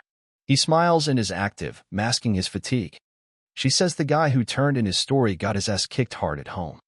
The kid asks, did the girl come here just to tell this, or does she have any other ideas? The conversation turns to the food at the club. The girl says she's heard about the wonderful food at this place. She wants to try it very badly. The guy announces that he won't be cooking today. His tone sounds distant, as if he's already thinking elsewhere. The girl slams her hands indignantly on the counter. Her eyes widen with disappointment and curiosity. Na Kong-in explains that he's not looking for a new place to live. Circumstances forced him to live here. The girl is impressed by the depth of Na Kong-in's personality. She senses a big story behind him. Her friend offers to help, but is politely declined. Her lips tighten, hiding her resentment. The guy walks outside, leaving the door ajar. A girl flashes behind him. The guy shows the girl a modest studio with a refrigerator and air conditioning. Her eyebrows are raised in bewilderment at the choice of accommodation. The girl asks why he didn't shoot something better after the fee. Her hand points to the cracks in the wall, as if to emphasize the inconsistency. The interlocutor insists on helping him find a decent place to live. Her voice sounds insistent, but the guy remains indifferent. Kong-in calmly mentions the amount of 5 million won. His gaze slides over him and realizes he's not lying. Shin-eun-ha calls her supervisor, begging her not to punish Kim Yu-chan. Her fingers are clutching the phone, revealing her excitement. The man behind the desk sarcastically asks about the reason for the call. His punishment isn't over yet. The girl turns the conversation to Na Kong-in's fee. She mentions 5 million, emphasizing the unfairness of the amount. The manager taps his pen thoughtfully on a document. Folders with the THO Entertainment logo are visible on the desk. Lee Dae-ho's wife is furious, demanding an explanation about the paltry payment. His hand slaps the table sharply, causing the cup to shake. Kim Yu-chan is in the corner of the room timidly apologizing. The girl is on the phone with the offending person. Na Kong-in listens silently, leaning against the wall. The redhead is already saying that it's time for her to run away from here. She talks about how until they respond on the fee increase, they need to go see better places. Director Song explains the error in payment with paperwork. His arms are spread out to the sides, depicting helplessness. Lee Dae-ho snorts contemptuously, calling the amount ridiculous. He orders the money to be transferred immediately. Na Kong-in checks the transfer notification on his phone. His face remains impassive, as if this is part of the plan. He's already looking around the new apartment, and a large sum of 100 million won falls into his pocket. The girl enthusiastically describes the advantages of the apartment. Her hands draw a diagram of the furniture arrangement in the air. The guy silently examines the windows, assessing the viewing angles. His gaze rests on the fire escape across the street. She offers to buy a car with the rest of the money. Her eyes sparkle, as if she can already see him behind the wheel. Na Kong-in nods while hiding a smile. He is pleased that the girl helped him so much. The guy turns around sharply, questioning his motives for helping. His voice sounds cold as steel. The girl freezes, dropping the notebook. Her lips quiver, but the words stick in her throat. A clock ticks on the wall, heightening the tension. A beam of light from the window divides the room into light and shadow. Nakongin takes a step forward, demanding an answer. He asks, does this girl like him, or what? The girl flushes, denying any feelings. Her hands gesture sharply, revealing embarrassment and irritation. She reminds him that she helped him with no ulterior motive. His posture remains relaxed, as if he expected this reaction. The conversation turns into an argument. The girl slams the door, leaving Nakongin alone. Her footsteps echo down the hallway. He covers his ears and talks about how her screams gave him a headache. The guy jokes about saving her, but her voice trembles. He actually thanks her for being so helpful. The girl says she didn't help to hear such things. She wants to talk to him in person. The interviewee admits that she still has nightmares. Her gaze is fixed on the window, where the shadows of passers-by flicker. Nakongin offers to help, but the wording sounds dry. The girl nods, hiding her tears behind a smile. The girl describes the fear of staying in the dark. Her fingers clutch the edge of her dress as if trying to hold on to reality. She talks about how her dark, big, and empty house has become a cage and a trap for her. She can't be there properly. Nightmares continue in real life, and the girl cannot get rid of them. After all, the red-haired girl talks about how she would feel much safer with this guy. But the kid apparently stopped listening to her sob story midway through and pulls up while he looks out the window and enjoys the view. The action moves to the market of used or broken cars. Here the hero thinks to find a britchka. Kongin is looking at an old car at the market. The seller shrugs his shoulders and tells him to scrap it. The girl pulls the guy by the sleeve, pointing to the newer models. Her voice sounds insistent, but he ignores the advice. The salesman scoffs, warning of the risks. Nakongin nods, realizing the full extent of the machine's breakdown. A guy opens the hood of a car and asks the AI, can it fix this old car? The condition under the hood is a bit depressing, but basically the car looks serviceable. EE says he still has the manuals for fixing century-old cars, so they can fix it. The guy slams the hood shut and says he's taking it. The seller shakes his hand, happy with the deal. The girl says they can take a better look at the car. The car jerks and stalls. The salesman warns him, and the guy says it's no problem, just let him get the stage down good. He does agree to buy this car, and the girl behind him is just in shock, not believing the deal going on. He goes on to discuss fixing the car and picking a place to do it in the restroom. Two offers to rent a special place, and is already preparing a map with places to do so. They discuss another ad, and now they have a couple more places they can rent. The AI says that now he has to find parts to fix his new car.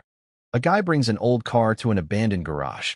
The girl looks at the rusty body, her face contorted with bewilderment. The redhead keeps calling the car trash, much to the chagrin of its new owner. He says it's awesome. She asks if he's related to director Sung's new horror movie. Her voice sounds suspicious, as if she's looking for a hidden meaning. Nakongin calmly denies the speculation. His hand opens the gate and she steps inside. The girl twirls her keys in her hands, glancing nervously around the dark corners of the room. Her shadow trembles on the wall from the flashlight. The girl watches Nakongin disassemble the engine. Her eyebrows are raised in doubt. Are you sure you know what you're doing?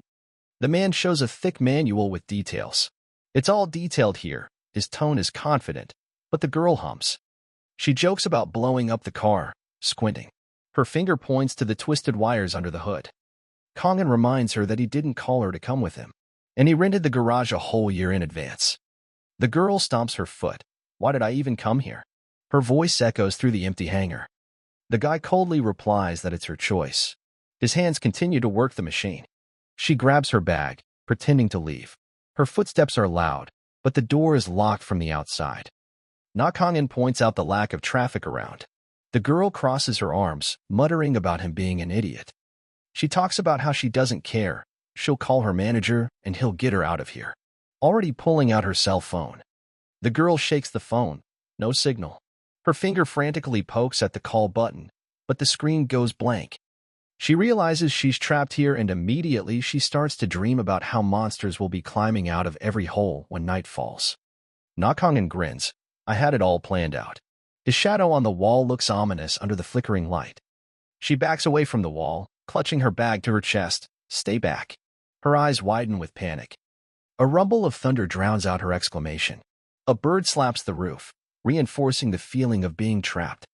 Even from the street, you can hear her screaming that she's not ready for this turn of events. Na Kong-in points to the disassembled engine. Hold the wrench. His tone doesn't tolerate any objections. The girl hesitantly picks up the tool. She yells that she doesn't want to get dirty in this garage. The AI demonstrates how to disassemble the mechanism by pointing to a diagram. Its fingers move quickly, like a fine-tuned machine. The girl jokes about his overconfidence, recalling a movie with a similar plot. Her laughter sounds nervous, but curiosity takes over. The man ignores his doubts, reassembling the parts in reverse order. His memory works with impeccable precision. The girl notices that his hands move with robotic precision. Her gaze shifts between the tools and his face. The guy orders her to drive for the test. His tone sounds like an order, leaving no room for objection. She hesitates, remembering his promise of safety. Her fingers grip the steering wheel, as if testing its strength. The car starts with a quiet hum, surprising the girl. Her eyes widen at the unexpected smoothness of the ride. She compares his skills to his cooking skills, laughing. The guy parries the joke, keeping his businesslike demeanor. The girl asks about the rental apartment and the garage.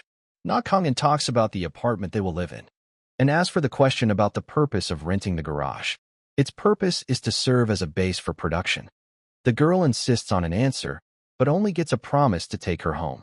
Her eyebrows furrow in annoyance. There is an awkward silence in the cabin. The lights of the night city flickered outside the window, illuminating his stony expression. The girl asks for help with smart lighting, citing a fear of the dark. Her voice sounds faintly pitiful. The guy offers to call a specialist, but she insists on his help. Her smile doesn't hide her true motives. He almost agrees, hiding his irritation. She continues to talk about her fears. The girl confesses to nightmares about the set collapsing. Her arms shake, hugging herself around her shoulders. The AI compares her symptoms to soldiers' PTSD. His tone sounds clinically detached. She laughs unexpectedly, turning the conversation to the absurdity of the comparison.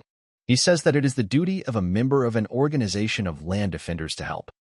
The guy eventually agrees with help for this girl and goes to her house. The shot moves already to the inside of her house, where the guy has fixed all the wiring and lights. The guy starts up the test lighting system. The bright light floods the room, making the girl squeeze her eyes shut. She claps her hands delightedly, forgetting her previous fears. Her shadow dances on the wall in time with her delight. The man silently adjusts the settings. His face remains impassive, though the girl is very grateful. The girl offers to stay and taste the deliciousness she has prepared. Her eyes glow with excitement, as if it were a quest. The guy agrees to try something she has in her house to eat. She claps her hands happily and talks about how he'll be happy with where she's taking him now. A girl offers to visit a restaurant with a famous chef. Her eyes glow with excitement, as if it were a quest. The boy agrees, citing the need to learn the local culture. His motives remain a mystery.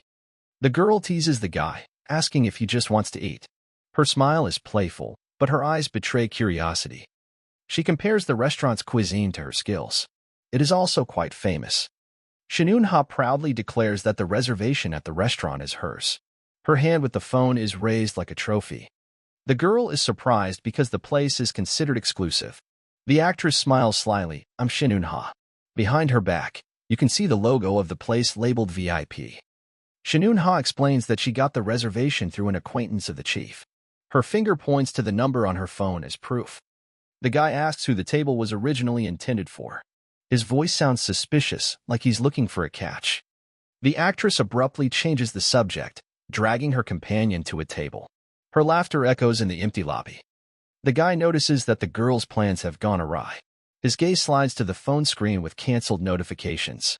She waves her hand as if waving the problem away. Her steps quicken, and they walk toward the food. The girl takes the guy to a cafe instead of a restaurant. Her gestures are theatrical.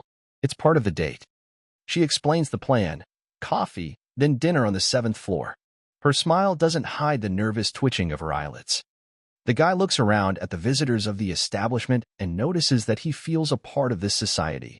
He is just like everyone else. Shinun-ha calls to confirm the reservation. Her voice sounds sweet, but her fingers clutch the phone in a white-knuckle grip. The restaurant employee reports that there is no entry. Her face turns red and her fingernails. Shinun-ha yells into the tube in a rage. How dare you? She got up from the table and caught the attention of all the customers. The guy watches the scene, barely holding back a grin. His hand reaches into his pocket for his car keys. A girl tearfully remarks that her reservation turned out to be unimportant. This situation upsets her very much. The girl offers to leave, but the guy stops her. He offers to take some delicious food right there. She takes the lead, heading for the receptionist's desk. His steps are confident, as if he knows his way out. Shinun-ha rushes away from the table. Along the way, people recognize her as a famous actress. The guy orders coffee, ignoring the girl's panic. Even the AI appreciated that cup of coffee. The action switches to the building below. Right at the entrance, something is about to happen. A security guy is standing in a store and hears some noise that interests him. Suddenly, the metal shutters come down. The guard jumps up, panic flashing in his eyes.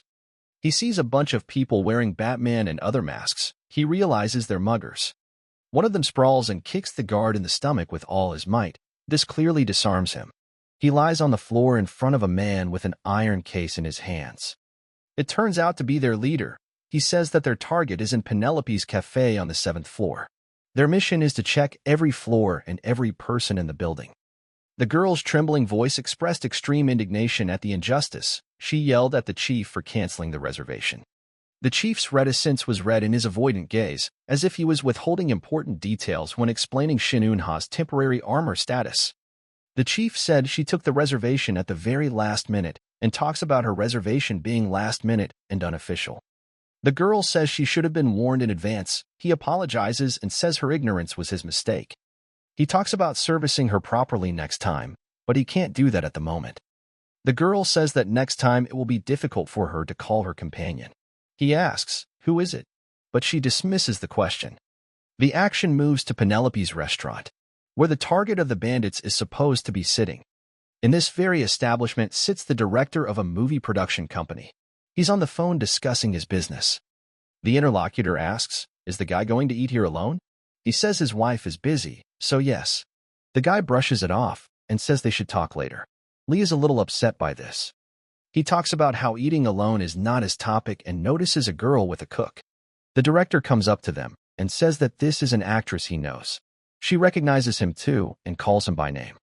The girl says it was the chief who canceled her reservation here, though she really wanted to. The president of the firm is overjoyed and says he's inviting them to sit down with him, her, and Na Kong-in. The girl's strained smile couldn't hide its artificiality when the suggestion of a compromise in the form of adding a third interlocutor was voiced. It turns out that this table was originally for a girl, just the director bought it by accident. Analyzing the aroma and composition of the coffee, Na Kong-in remained unconcerned with the jokes, the machine-like movements of his fingers moving the cup. The whispering AI in the earpiece commenting on the subtle nuances of flavor was interrupted by a gesture from the guy whose attention was completely absorbed in observing what was going on around him. He looks at his phone and sees that the girl hasn't answered his text message in a while. She left and hasn't come back. He's had enough of this for a long time, but he's only sitting here to be polite. He jokes about the AI glitches coinciding with the sudden loss of signal. The AI, as usual, doesn't get any jokes. The guy looks at his watch and realizes that it's been 20 minutes since the girl left. A quick check showed a complete lack of communication on all devices. Na Kong-ying's wary gaze slid to the lowered fire curtains on the first floor. The AI's message about blocking all exits caused the guy to discreetly activate a handheld scanner, analyzing radio frequencies. The man's confident tone allowed no objection, ordering him to follow. A quick scan yielded results. Na Kong-in fixes the automatic closing of the fire shutters. His gaze instantly analyzes the situation, noting the absence of alarms. AI warns of armed men on the 2nd floor. A man clenches his fists as he assesses the threat level in peaceful South Korea. The guy stops abruptly, indicating the sounds of weapons reloading from above. Now it is necessary to act quickly and boldly. The AI insists on evacuating through the window. Na Kong-in frowns, reminding the assistant of the height of the 2nd floor. The shadow of an armed man flickers outside the door. Na Kong-ying's fingers involuntarily clutch the edge of the table. The guy kicks down the door and goes inside the cafe with his men. The shot echoes through the hall. The visitors freeze, huddling against the walls. One of the attackers orders silence. The bandits stand in front of all the people and talk about how they should keep their behavior down. He puts the gun to his lips and says that anyone who makes a sound will be shot immediately. Everyone around them raised their hands in shock and covered their mouths. The bandits clearly weren't kidding. The director doesn't understand. Is this a joke or a prank? The faces of the cook and the people around him prove the seriousness of what is happening. Director Lee Dae-ho orders him to remain calm. His face is covered in sweat, but his voice sounds convincing. Shin Eun-ha whispers about calling for backup. Her fingers frantically clutch the phone with the shattered screen. She says she's going to call him now, and he'll sort it out. She's already got a gun pointed at her head. The bandit grabs her and says, phones are forbidden if she wants to keep her puny life. An attempt to call somewhere fails. A girl with a horrified face drops the device. He puts them up against the wall at gunpoint. They are not allowed to move anymore on their own.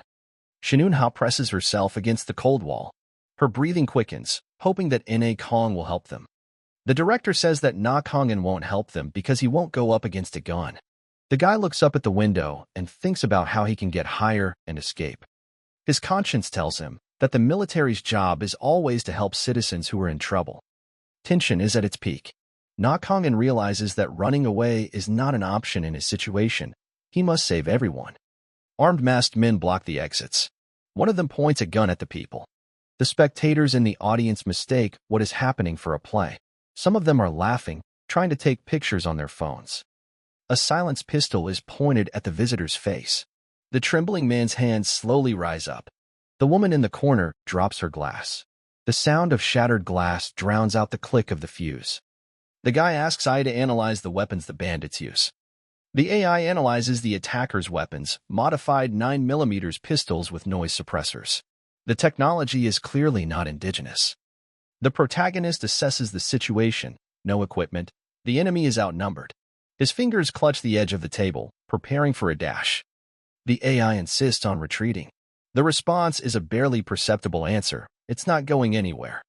The robot asks, is there any reason on this other than to protect all citizens? Shin Eun-ha presses herself against the cold window. The 7th floor is a trap for the protagonist's companion. The girl mumbles Na Kong Ying's name. Hope melts away with each step of heavy boots outside the door. Director Lee Dae-ho whispers about taking over the upper levels. His gaze searches unsuccessfully for escape routes through the corridor. One of the hostages recognizes the woman in the suit, the head of Omegatech's military department. Whispers of targets spread through the room. The attacker rudely interrupts the conversation, taking aim at the speaker. His finger on the trigger is trembling. He is obviously new to this kind of operation. The director looks around anxiously, still afraid that they will kill all the witnesses or take hostages. Lee Dae-ho explains how he got trapped. His voice is interrupted by the sound of breaking dishes as the kitchen is being searched. The girl in the expensive dress was Scarlett Kelly. She was the one the principal's brother was supposed to meet with today. He realizes he is now the only one in this building who is connected to the bandits' target. A barrel is pointed at them, and a couple of rude retorts that they should shut up if they don't want their faces shot through. The gang leader offers a deal, money in exchange for the access code. His voice sounds sweet, but his eyes are cold as steel. Scarlett Kelly shakes her head slowly. Her fingers clutch the edge of the chair, her nails digging into her skin. She tells them to say how much they'll be paid. She'll double the amount, and no one in the building will be hurt. The bandit just laughs in her face, saying that in this case, it's far from about money. She tells him to put the gun away. If they shoot her, they'll never get the access codes. Bandit says that's what they're going to test now. They're going to kill everyone slowly. And there's a lot of people he could kill with no remorse at all. The AI builds a 3D map of the building from the sounds. It delineates shooting zones as well as possible hiding places. He hears the first shot, a warning shot, but the second one for what? At someone. Broken glass scatters on the floor, creating a loud noise. The attackers use the sound as a psychological weapon, increasing fear among the hostages.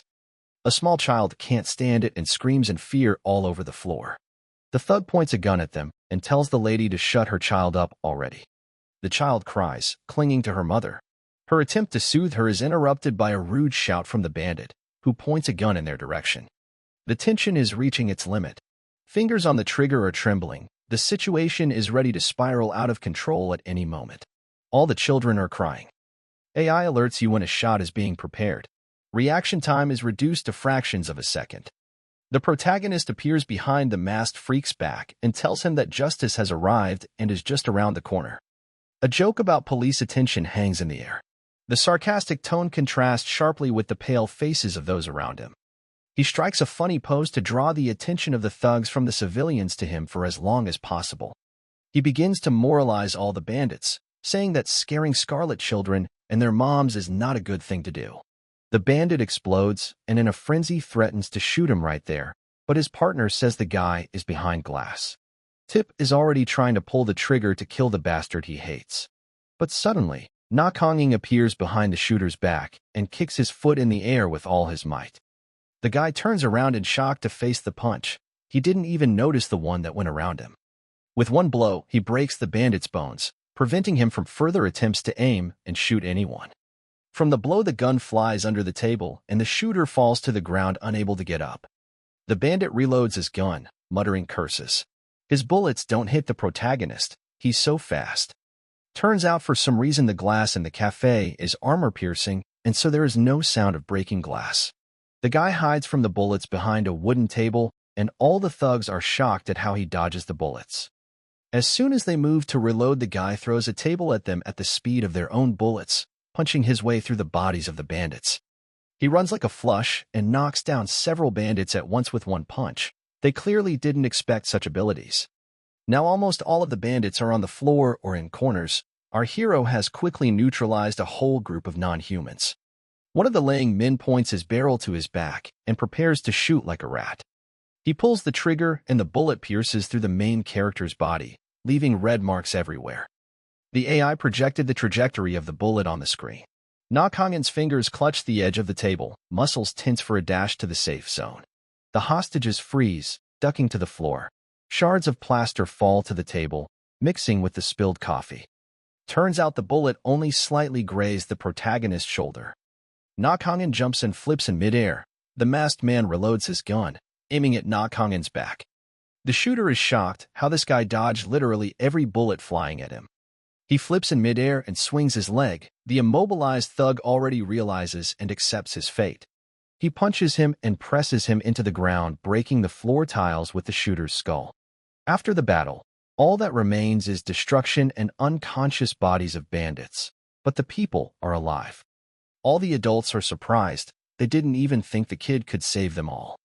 The child pulls Nakongin by his bloody sleeve. The mother tries to pull him away, mumbling apologies through her tears. The AI suggests that blood is unlikely to have a positive effect on the psyche of children. It needs to cover the blood with something. He takes his attacker by his underpants and pulls them tightly hard, embarrassing everyone around him. The kids don't know what he's doing, but the kid pulls his underwear over his head to keep the blood out. Guy covers the children's eyes, leading them to the far corner. Her whisper merges with the hum of the ventilation. The trophies are neatly laid out on the table. 3 pistols, 8 magazines. Fingers run over the weapons, assessing the remaining ammunition. The AI is building a heat map of the building. The 3 red spots on the 7th floor are a group of invaders near the elevator shafts. The kid looks at all the people and says he's separating them into groups, and they will be required to escape from here. The AI suggests sabotage for the sake of sneaking in yards of terrorists. He rips the masks off his attackers and sees people of some strange ethnicity underneath. The girl in the expensive suit, Scarlet Kelly, endures humiliation, unwilling to give information. A glass champagne bottle shatters into shards. A woman in an evening dress falls unconscious, dousing herself with sparkling wine. Her face reflects tired fear and the realization of her own helplessness. Minnie raise Erks in order to stay with Nakongin and attack the bandits. He picks 4 men and thinks, is 4 men with guns enough? Former military men reveal their skills. One served in the tank forces, another is a champion marksman. Their experience becomes the key to organizing the defense. Nakongin assigns roles, entrusting 2 men with children to guard the cafe. The logic is simple. Terrorists rarely use families as cover. A single member jokes about his status, eliciting nervous laughter. The guy ignores the remark, checking his ammunition. The instructions are clear. Don't pass weapons to outsiders. Avoid windows. The 2 chosen men nod, clutching their pistols with sweaty palms. The cafe windows are darkened, but snipers could be hiding in the buildings across the street. The AI is scanning for infrared signatures. So far, so clean. A rabbit radio mask lies on the table. The wires stick out of the case, giving away the artisanal modification for short conversations. The guy adjusts the device to imitate the voice of the bandit leader. The artificial timbre sounds unnatural, but it's good for deception. He listens to noises from upstairs. The whispers merge with the hum of the ventilation. Something's going on up there. Na Kong turns to E and requires him to analyze the voice of the man in the rabbit mask. A voice over the radio rudely demands a report. Na Kong copies the intonation, mimicking the conflict among the attackers. He orders them to keep moving. The three targets are approaching the ladders. He stands up and asks everyone present, "Does anyone have a pocket mirror?" The girl hands over the mirror with trembling hands. She hopes it will play a role in saving people. Na Kongin is studying the circuitry of the disconnected elevators. The alternative route is ventilation, but the diameter is too small for an adult. An argument about the professionalism of terrorists is interrupted by a conversation. The guy freezes and prepares to go into combat mode. The bandits talk about how all these people are not fighters and have nothing to fear. The AI builds a heat map. 5 allies are scattered around the floor. Soon their fate will be decided. He understands from the conversations, these fighters have never worked with each other, so it's not exactly an organized gang. The AI is projecting the trajectories of the enemies. The guy realizes, his leader and the girl on the 7th floor. The guy's up against the wall, counting the seconds. Then he jumps out from behind the partition and prepares to strike. The first blow echoes in the empty hallway. Now there is one immobilized body lying on the stairs. He stands behind the counter and looks in the mirror at the man strutting around. The calculations point to another gunman, a guard in camouflage hiding behind the reception desk. His uniform blends in with the interior. He beats him too, so there are no extra witnesses and no terrorists on the floors.